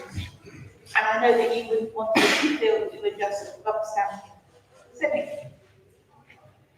And I'm going to get a bit political, because in December 2024, it says on the website, the UK government unveiled an ambitious plan to bring power out of Whitehall closer to the people and revolutionise the way local councils work. Fabulous. But it wasn't in the manifesto, so it was all a bit of a surprise. And so we all had to carry on as we are and deliver as a council what's been expected and undertake this huge amount of work. Unfortunately, the government hasn't helped pay for that, and we've already had to pay quite a lot of money. I think we've got a little while to pay 30,000. It pales into insignificance compared to what we've already paid. So there is a concern, and we need to acknowledge that. However, I do welcome the stated intention about stronger community engagement and delivering genuine opportunity for neighbourhood empowerment. That's music to my ears, because empowerment means more than giving feedback on proposals. It really means working jointly with communities to improve lives and localities. The government hasn't set out, really, the purpose and the role of the neighbourhood committees. So we'll have to work that out ourselves. And actually, I'm quite cool with that. That's fine. If we engage our communities and how they want to work together. But we do need to be clear about the role of a neighbourhood committee, its purpose, its budgets, its role, and also its relationship with recognised local democracy.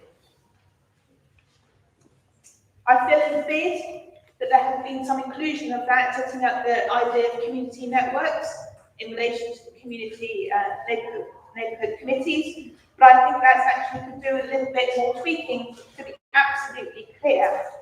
And what is not clear is the relationship to parish councils. So there is a reference to a community governance review, and I'm really welcome this. Councillor Mitchell and I have been speaking about this in detail for quite a lot over the past few months. Unfortunately, the bid talks about could rather than should, and I think it's something that we need to make sure is set in train early rather than deferred until long after the new council is set up. We need to put things in place to make sure that this can happen. I am concerned that it talks about in the bid that neighbourhood committees will create a vital link between communities and the new unitaries, addressing the current issue of democratic deficit. Well, actually, if Exeter, for example, and the other areas, urban areas, are joined by parish areas and then have a centre which remain unparished, then there will be a democratic deficit within an urban area. And I think that we need to be really clear that our intention is to give communities the choice and discuss with them early about whether or not they wish to have a parish council or a town council, and how that then relates to a neighbourhood committee. I completely agree as well with the comment in the bid about the critical challenge that we face in Devon. It's one of geography. We are such a huge county, second only to Yorkshire. Oh, I know it's been divided up here. That gets the size. And the modified proposal to move to 4 areas and not 3 is welcome. A larger Torbay bringing its border up to the south of proposed Exeter is welcome too. However, for the record, I do want to note my concern, which has been expressed by colleagues across the county, at the large size of the coast and rural area. Serving a population of 455,000, this is a bit of a mega rural council, and actually I feel that it can challenge the principles that we're trying to set out in our bid of having decision-making close to communities. So I am concerned about that. And I hope this is something that the Minister will pick up and talk about with the district councils in terms of during the next consultation phase. We also have to note that the idea of neighbourhoods is perhaps somewhat larger than we might imagine. Talking about a scale of 30,000 to 60,000 people, that is a pretty large neighbourhood in my book, considering that in St David's I consider there to be between sort of 12 neighbourhood areas that people feel connected to, and that's just in my besides all the local what's like David. I also want to talk about economic performance. This is really important because I feel that previous comments suggest that people are not quite sure what we need to think about the economy, and we don't like economic performance, and that we think driving the economy is a bad thing. Well, actually, we really don't.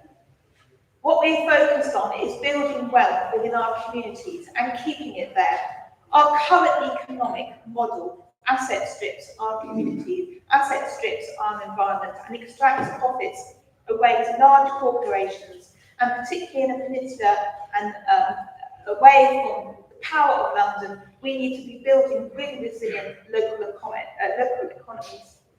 So I do welcome the comments about social enterprise. And we absolutely need to keep focused on creating wealth in our communities, increasing prosperity, and particularly ensuring decent pay, because average wages here in Devon are low, and there are a high number of minimum wage jobs. And our goal must be to bridge the widening gap that is we see in Exeter around inequality. And doing so, we need to make sure those that can contribute and invest in our communities. Invest in our community, the environment, and create an economy which is good for our climate. If we do it well in Exeter in this way, then that will be a good principle for the strategic mayoral authority to review and model its work on.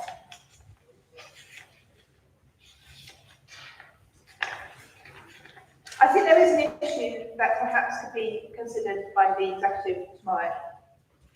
The strategic housing issues particularly focuses on meeting the housing delivery test. And there are mentions of the extra care developments. And the City Council is rightly proud of that work in that area around extra care, and also Passive House. But there is little mention, well, in fact, I couldn't find any actually, about specifically what happens to Exeter's council housing stock. I think we should be clarifying that. It is something that we should be proud of. And we need to have a clear commitment in our model to Exeter growing the number of council houses that we have. We have housing and homelessness crisis, and we must have more truly affordable housing. We also need to emphasise the need for fairness and helping those most in need in our bids. There is a line about the number of people who are sleeping rough and homeless decreasing. That may be for 1 year, it's not a trend. We have to recognise the real difficulties that some in our communities are facing.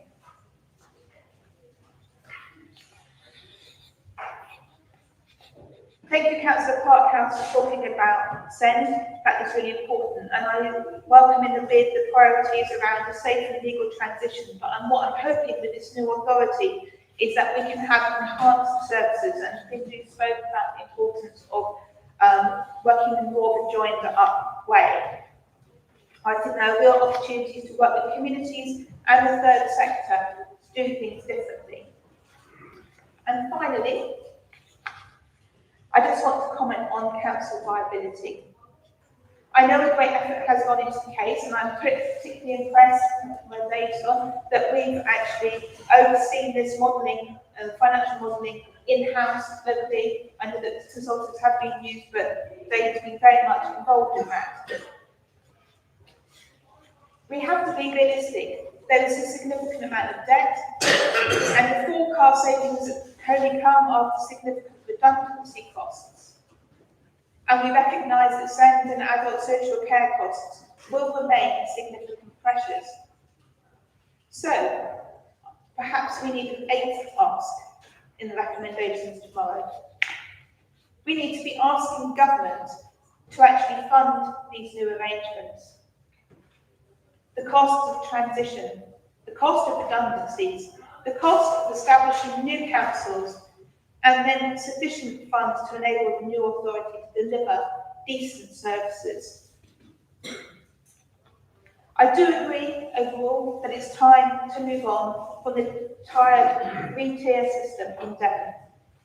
And as we've heard already, it's not served Exeter well. We need a modern unitary authority, and we can learn from our rural areas by strengthening our local democracy with neighbourhood committees and also parish and town councils. And one of the things I would really love to see here in Exeter is a youth council. Thank you. Thank you, Councillor Moore. Councillor Patrick and then Councillor Kevin Mitchell. Thank you, Lord Mayor. Yeah, I just wanted to just speak about a couple of sort of planning issues that have come up or discussions about development. Councillor Knott and Councillor Palmer. Councillor Knott, I agree with your comments about the strategic need to control development on our borders for various reasons. So thank you for bringing it up, and I'll reflect on that tomorrow when the exec meet. Councillor Palmer, I personally don't think there is a risk of a power grab and us losing control over our planning. Our local plan has just been submitted to the inspectorate. That plan represents years of work, and not only work by this authority, but also a massive amount of engagement with all different stakeholders, including community groups and obviously neighbourhood plans. That huge amount of consultation and that huge amount of work is not going to be thrown out. Nobody would expect it to be thrown out, and that's going to be in place. And when that plan is adopted, that will be our North Star, that will be our guidance for the planning in this, within these boundaries.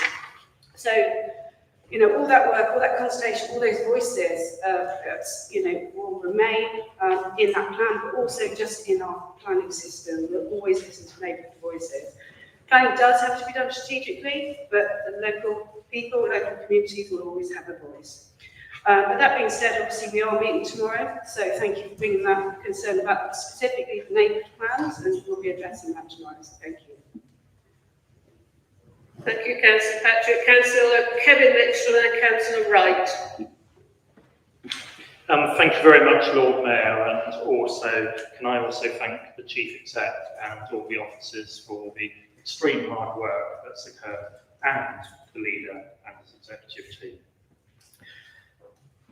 Now, I'm actually probably one of the few councillors that were here when we had the previous Exeter bid going forward and then being scored at the last minute by Mr. Pickles. So I'm really pleased to still be here tonight, where I can formally endorse the proposal that's coming forward for the city to get its rightful place as a unit within a unitary authority. What we all must remember, though, is that we're not creating a new Exeter City Council. Exeter City Council, along with all the districts, will be going. Devon County Council will also be going.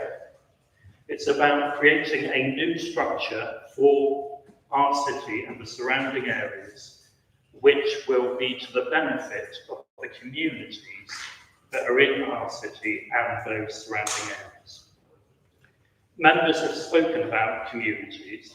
I won't go all the way back to 1972 or 3 when I wasn't born. But I would hope, and this is something for the executive, which I'm sure you will take forward as we continue to move on, to reflect on what community is and ensure that our new council is a council of community. So I hope that you take that forward. As part of that, you've obviously got the community governance review, and Councillor Moore raised a lot of very important and interesting points, which I hope that you take forward as well, in terms of the potential structure that may be in place in the future for the new authority. St James has already been mentioned tonight, and it does have a unique status. It is the only area of the city with a neighbourhood plan, so it should be treated in a distinct way in many ways to elsewhere in the city.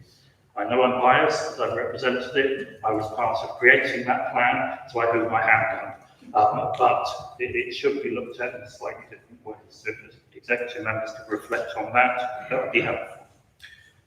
I also very much welcome, because I stood here before in a previous debate talking about our civic life and how Exeter needed to have a structure in place to ensure that things like the Lord Mayoralty, which are so important to so many of us within the city, but that civic, cultural life that we have stayed in place.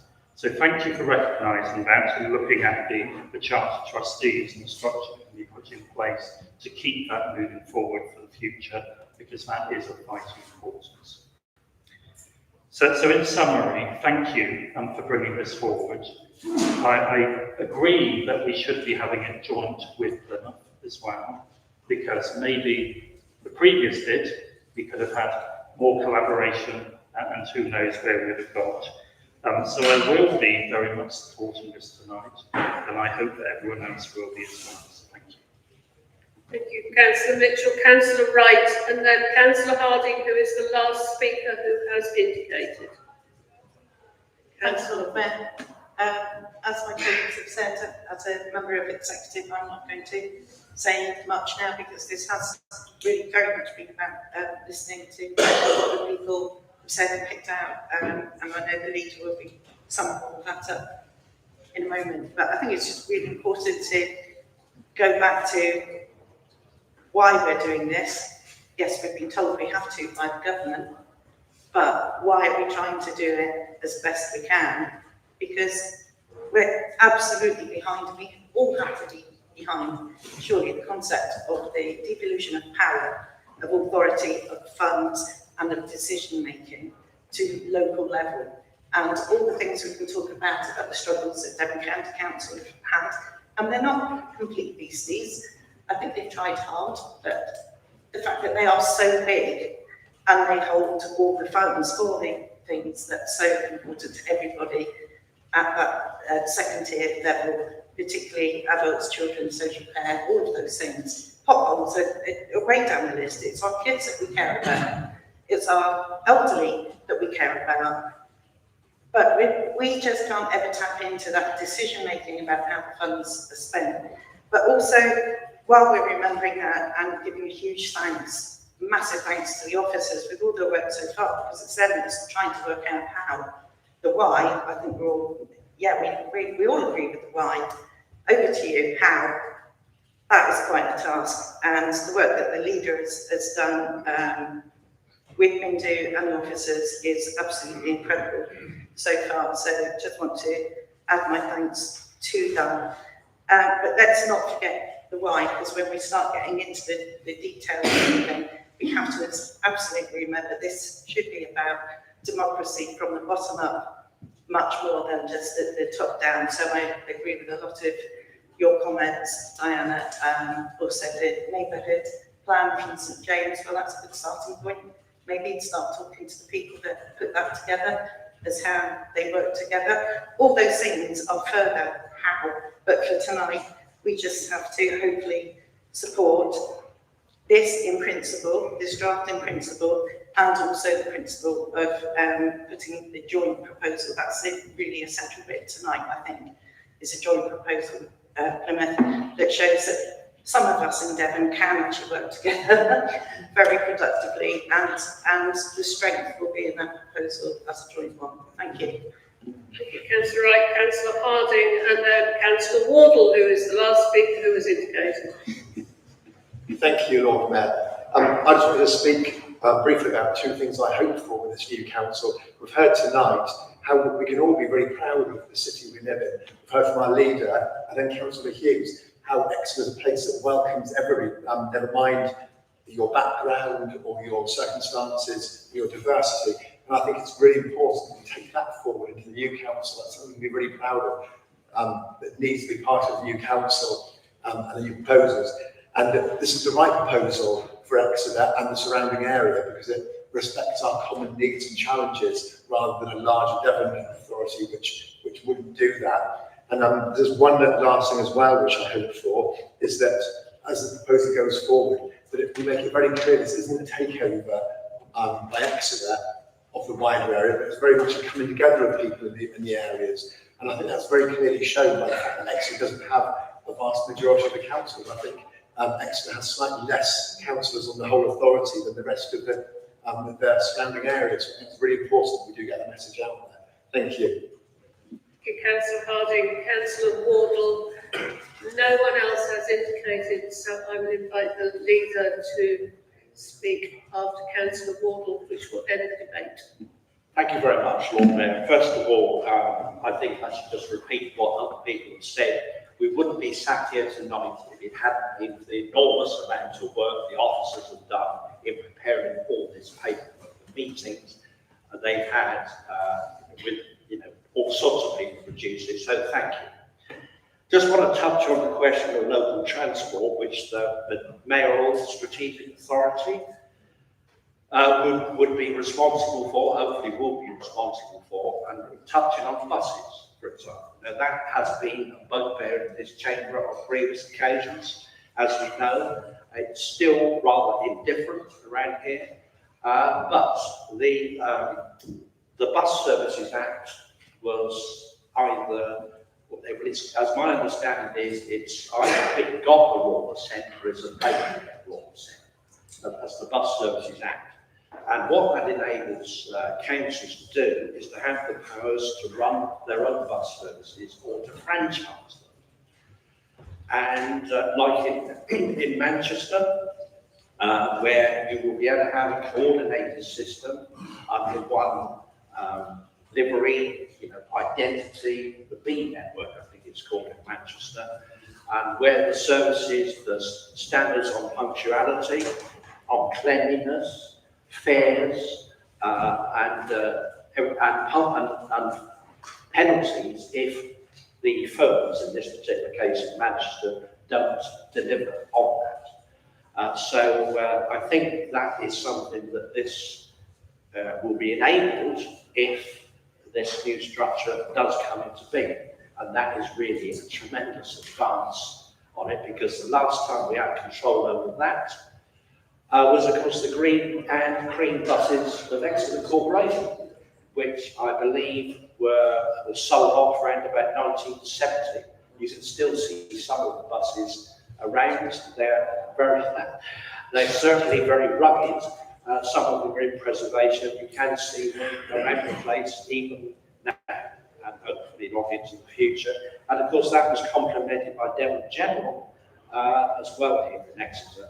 So it's a long time since we've had that kind of control, particularly over Exeter Corporation. We provided the staff, they were employed by this council. And there were committees looking at it, checking on it and asking questions about it. So all these things are possible with this Bus Services Act. That's that. On the question of the roads, well, there are record numbers of passengers, if I understand it, passing through St David's and Central Station in particular. About, I believe, 1.4 million, I think, per annum at Exeter Central. Unbelievably, when you think that Liverpool wanted to close the place down not so many years ago, it's about 1.3 at St David's.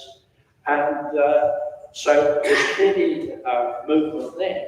But I was saying, members, that the potential is even greater if a lot of the lines, like, for example, to Honiton, Axminster, Salisbury, Exmouth, which was single-tracked in an act of vandalism, really, in the late 1960s and early 1970s, in the case of Exmouth, also to Barnstable, leave alone the Oak Council branches recently opened. If those lines were redoubled, it isn't as though the infrastructure has been sort of vanished. It's still there under the bundle of bushes. So the potential is there to, if there were money and the will to do it, to relace the track, put in long passing loops, to enable the services to be doubled on these lines. So instead of having bumper-to-bumper cars and buses around Exeter coming in, choking up the roads, they could be coming in very quickly on these lines. It only takes about a couple of non-stop train, Honiton to Exeter Central, about 15 minutes. How long does it take on road? So all these things are possible. So I just think that this is a really good move, putting right the mistakes that were made 60 years, 50 years ago, in sleeping these lines, selling off bus services. So there's a tremendous potential, and I hope that people that do come after us in the future will recognise that this is a key point in that journey. Thank you. Thank you, Councillor Ward. Councillor Bailey. Thank you, Lord Mayor. There's quite a few things to go to, and now you know what Councillor Ward and I talk about when we walk into the Those were the days. Councillor Wood, connectivity, you're so right. We have so much in common with the parishes around. They're all connected. to Exeter, in my view. As someone who was born in a village just outside Exeter, grew up in that village, went to school in Exeter, played in Exeter, went to college in Exeter, went to work in Exeter, socialised in Exeter. Why wouldn't I want to be part of Exeter? So that is very true. Well, of course, I don't believe I'm predetermined right away. I've been minded to vote for this since December of last year.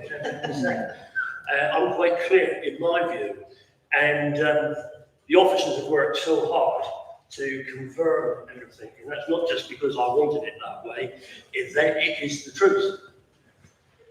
Councillor Mitchell, yeah, I can't mention the name because I've been warned about mentioning it, but that was the history of them. We can't repeat it. You asked me to comment about our engagement. Well, I suppose, just to remind ourselves very, very quickly, December, the then leader of the county council made it clear he wanted a unitary authority for all Devon. And I'm one of these people that, unless you challenge that statement, you've agreed with it. You agreed with it. You're saying nothing. So my view was, I'm coming out and saying something, and we did right away, remember? We said we want a unitary authority based in and around Exeter, and of course we need to expand. And there was the provision to allow us to have a difference from the 500 answer, and we've done that. And so I was quite clear. It was disappointing that when we've been to a meeting a few times, that there was a degree of collaboration on a number of things with all the leaders in the county, but for some reason, it just dissipated over this. The 145 proposal was came from, I didn't know where it came from. There was no discussions with ourselves. We were included in the 5, right? The famous 5, we were included in it. And but we were not discussed. And I made the comment many a time. They wouldn't let us go effectively. President Bush said that, didn't he? Let these people go. They wouldn't let us go. We were so important to their proposal that they chose at political level not to engage with. So, and this goes to a little bit of a point. I'll refer, rather than keep mentioning them in all the points, to where Councillor Moore mentioned about the structure of Devon and all that. Yeah, I believe it could have been better. I really do believe that. Other councils did reach out and talk to me and the chief executive, and we had some good discussions. And we were prepared to amend ours even to the last moment. But when they themselves are not prepared to come out and say, we no longer support the 145, we need to do something particular for our communities. If they ain't going to say it, I'm not. And yes, we are very similar to Plymouth. It's the same ambitions. Look, we are saying the same as Plymouth Council, but this is not a Labour in itself proposal. We've had the support of you all. I've engaged all the time throughout, and vice versa. This is a City Council proposal which matches the Plymouth City Council proposal. Councils across parties have come together. Because you should be saying, if you are taking that analogy of this is Labour, well, East Devon, Liberal Democrat, 145, Mid Devon, Liberal Democrat, 145, North Devon, 145, I'll give up now, Team Rich, Southampton.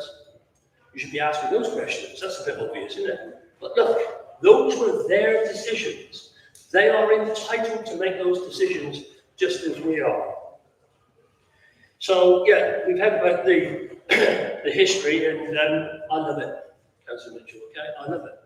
Because it's the old saying, unless you learn from history, you're destined to make the same mistakes. And hopefully that we're not. There's been some discussions about an elected council for Exeter. I, like you, am disappointed that there is no provision, hopefully at this stage, for an elected city council with town council powers, right? And I think one of the political reasons for that, I was told, is they didn't want, because of cost of living, to start having more and more precepts. That's, I think, at the core of it. My personal view is that would be for the people in that area to decide whether they go down that road. So I'm hoping with my colleagues, outside of this, I can commit to you that outside of this, with my friends in Oxford, Cambridge, Lincoln, Norwich, Ipswich, even Gloucester, we all have the same view about the parachute. There's time for us to put that pressure on, and I feel sure the minister, which we have a different minister now, maybe make an order or whatever. We will be put in that case. But we had to get past go. We had to ask these specific questions, and that's what I believe we have done.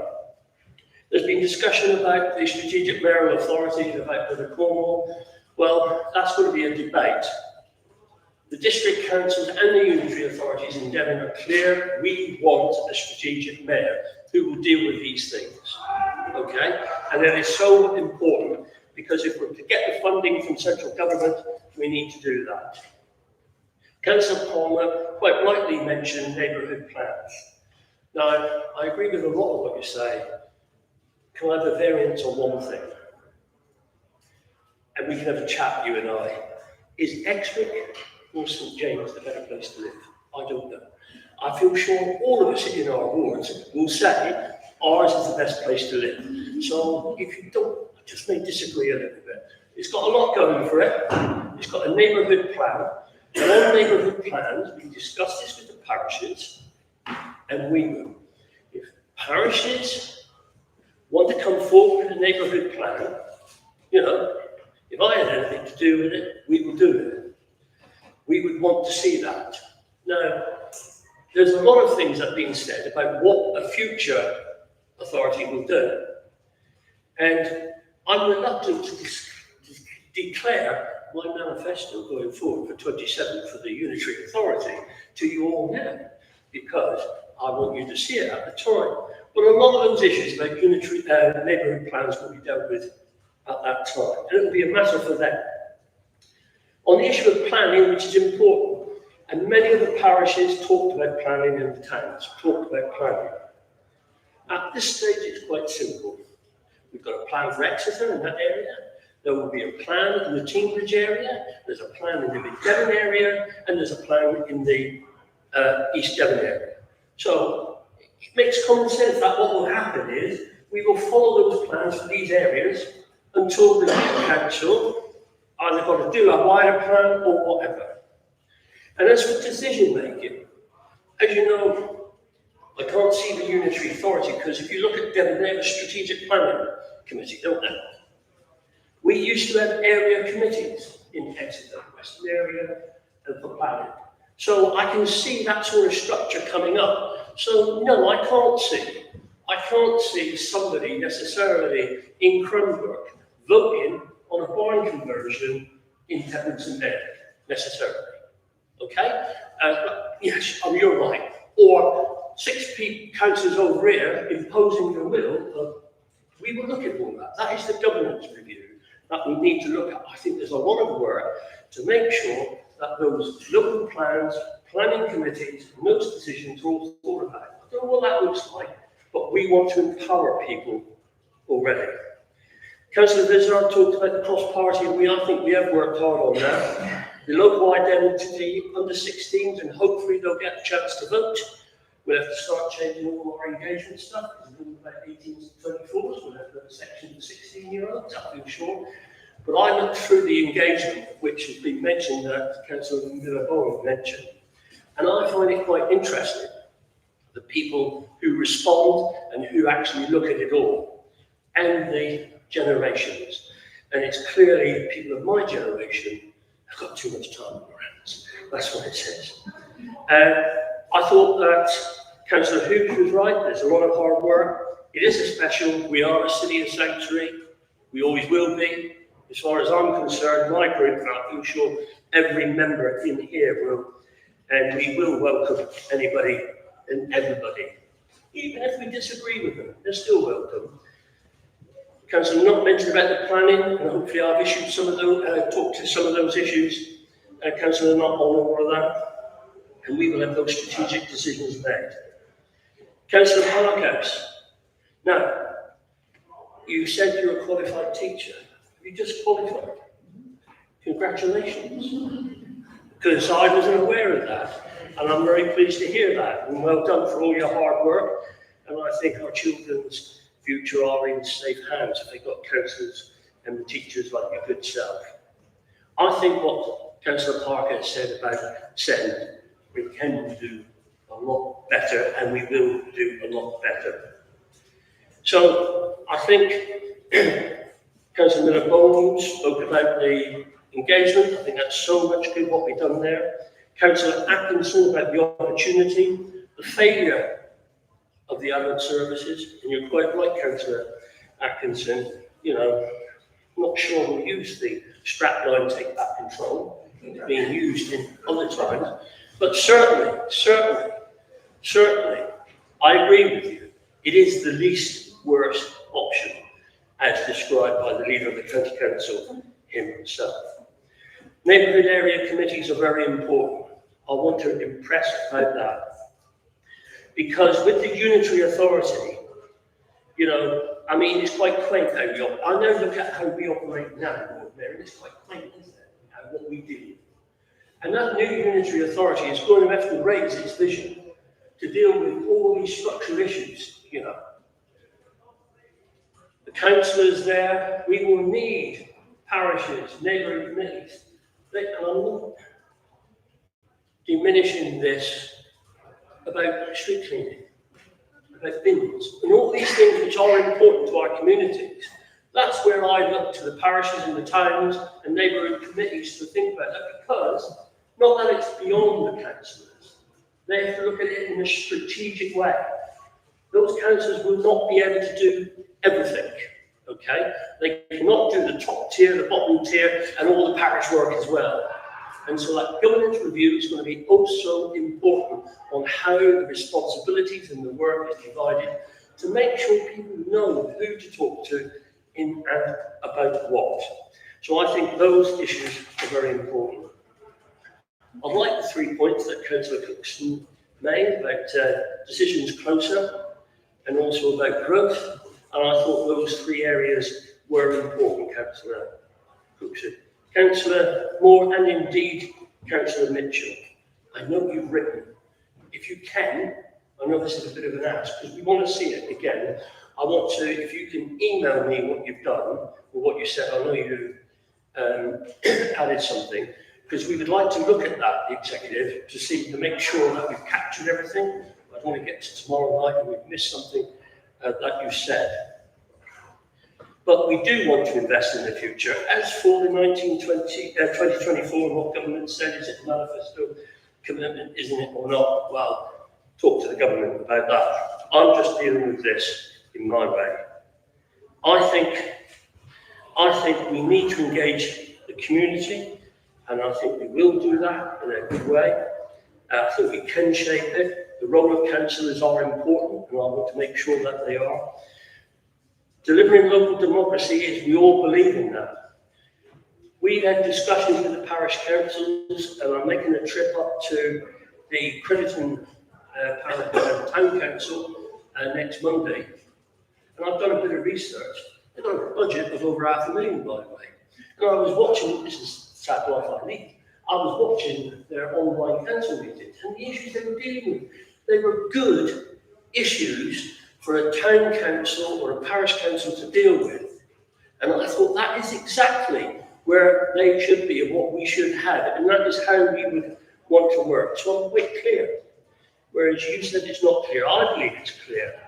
We are not diminishing the role of parish or town councils whatsoever. If anything, and this was Anna's question to us at those meetings, many of them said, can we take on more? Can we do more? Of course, they want money to go with it, even my answer to that. Yeah. So we will want to work with those parish councils. Can they deliver services better? I don't know. Can they? We will have that debate. And obviously, if there is a degree of funding that could support it, that is why I said the strategic authority will be slightly different. So we do have to invest in the future. So hopefully, I've mentioned about the urban area on parish. My personal view is, and I think most of my group would be, we need to have some form of council structure representing Exeter. So that's my political job to go away. But what we've done is answer the questions before us, Lord Mayor. And so I need to do that. So I've spoken about the areas, the economic performance of the city. Well, we will continue to work with all our partners. I think it's important. The economy here in Exeter is what's driving it. We will want to work with social partnerships. We do. The economy is where I think I've answered the issues about the strategic mayor. We support that. Housing has been mentioned. Well, we are part of the CCA, the combined authority that is. They actually, at the CCA, there is now a strategy coming forward. They've actually got a nice chart with nice colours for me to follow on what we're doing. So I was wondering at one time, oh, okay, we've got this commission, we've had this strategy, what's happening next? And that is about deliverability, and that is where councils can and will come together. So we will be working with communities. The third sector you've mentioned is very important. Council viability is important. Councillor Atkinson quite rightly said, it is 3-year. I'm assuming most of that costs about any potential costs with potential redundancy. I'm not looking to making people redundant, by the way. But if there are redundancies or severance or whatever, I believe it's all within that. But it's something we need to look at, and it will be something which is of concern. But don't forget all those issues about viability and council costs. It won't be just there because Exeter wants a unitary authority. If we don't get the Exeter authority and we become part of a wider Devon or a 145, people can go down, If that was to happen, we would still have those problems. So, as for a new funding arrangement, is it nice? I don't think it's appropriate, but I will take advice from the others. I don't think it's appropriate at this stage to start making demands on the government in that way. What I want to do, and you've heard me say this many a times, I want to throw the six to get us moving around the board game. And then a lot of decisions will start coming on after that. Councillor Patrick mentioned about planning. I hope that I've addressed some of that. Councillor Kevin Mitchell, spoke about the governance review. We will be doing that together. And of course, that was the coalition that took it away. But that's over now. That's over. As far as I'm concerned, that's over. You can't put milk back in a bottle once you've spilled it. So we've now got to move on, and we'll have that governance review. And I would suggest have another read of, I think, pages 101 further on. It's all about how we're going to do the governance review, and in there's some discussions on how we're going to work with other leaders and other groups going forward. It's very important. Councillor Harding, yeah, you're right, we are proud, we are coming together. And finally, Tony Wardle. You opened that up, I couldn't believe it. I'm so pleased you made some references about bus companies and all of that, because I totally agree. So yesterday at the CCA, I'm a non-constituent member, I can't vote on everything. That doesn't stop me speaking. And they are doing a proposal on concessionary fares.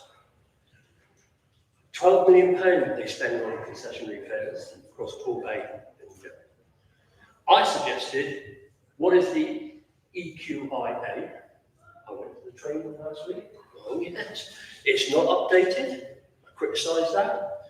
I suggested, what about all people with disabilities, young people, others who have concessions, needing to get to work, needing to get to their place before 9:30. It is a real discouragement for people in those rural communities, young people, trying to get to college or school, okay, with no funding at all, to be able to pay if they don't have concessionary powers. So I suggested that they extend that they could. They Infinard and everything else, I'm going to look at it, and I'm going to press them to look at it.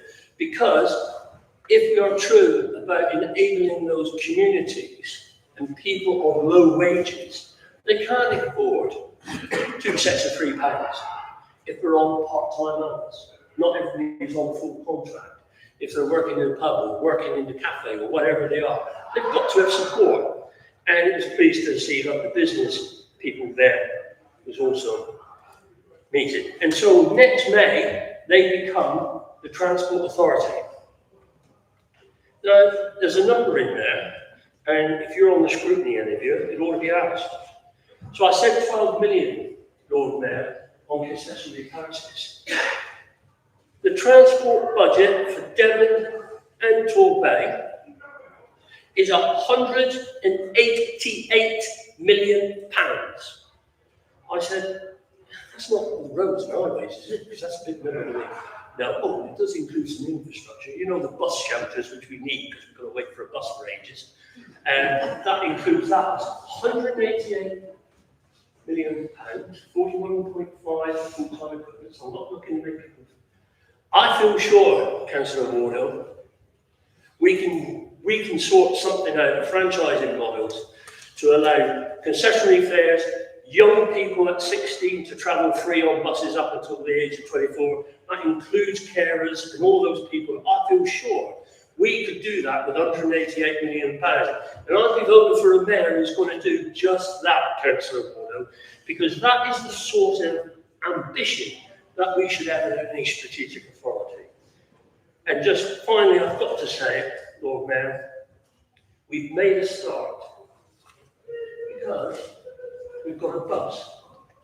It is 86 GFJ, which is down our depot, which was given back to us. It's an OPD2 backloading bus, which is very nice. But of course, we're not going to be driving it around the city centre. We made a start, green and green, Exeter City Transport. I won't go into, but I'll talk to Tony in the pub later on about the 1953 coordination agreement between Devon General and the City Transport, but nobody wants to hear that tonight, Tony.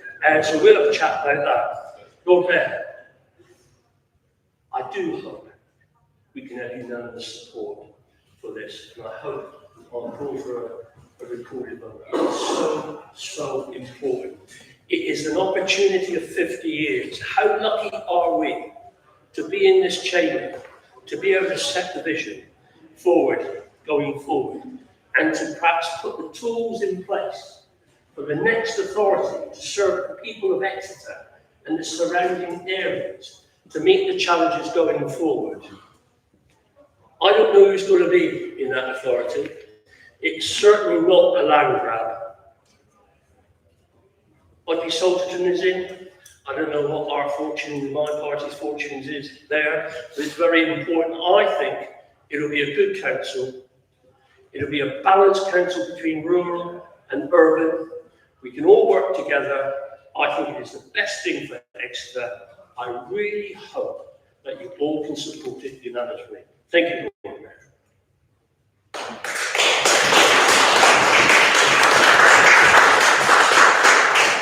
Thank you, Leader. I now move to the vote.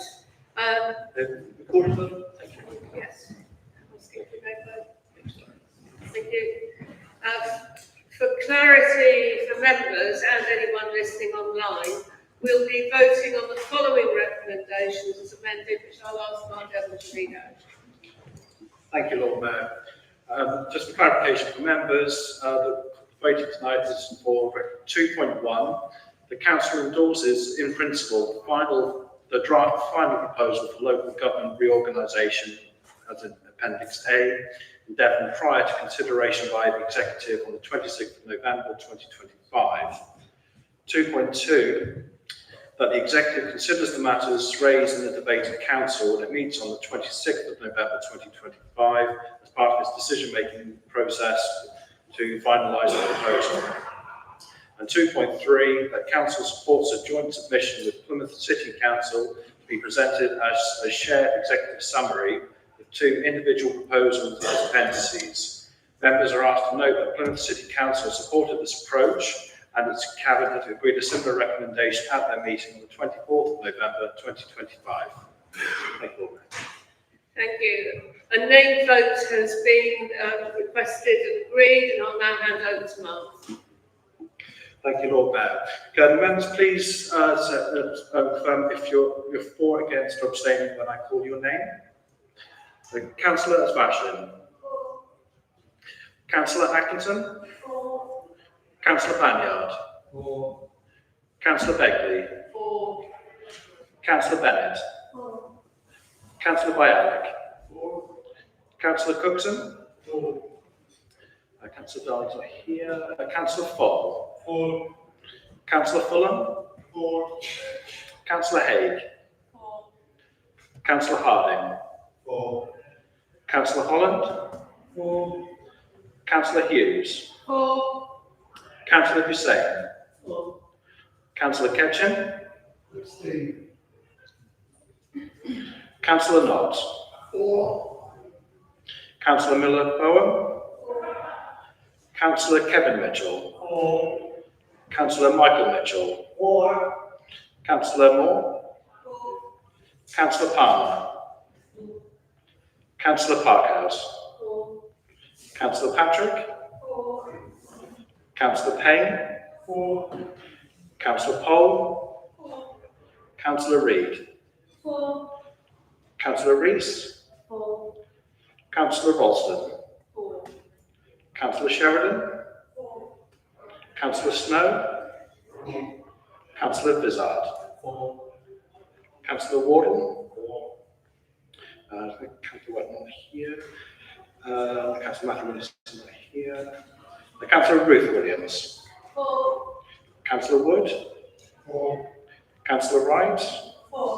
And the Lord Mayor. Thank you very much. That's 35 in favour, Lord Mayor, no votes against and 1 abstention, so the recommendations have been carried.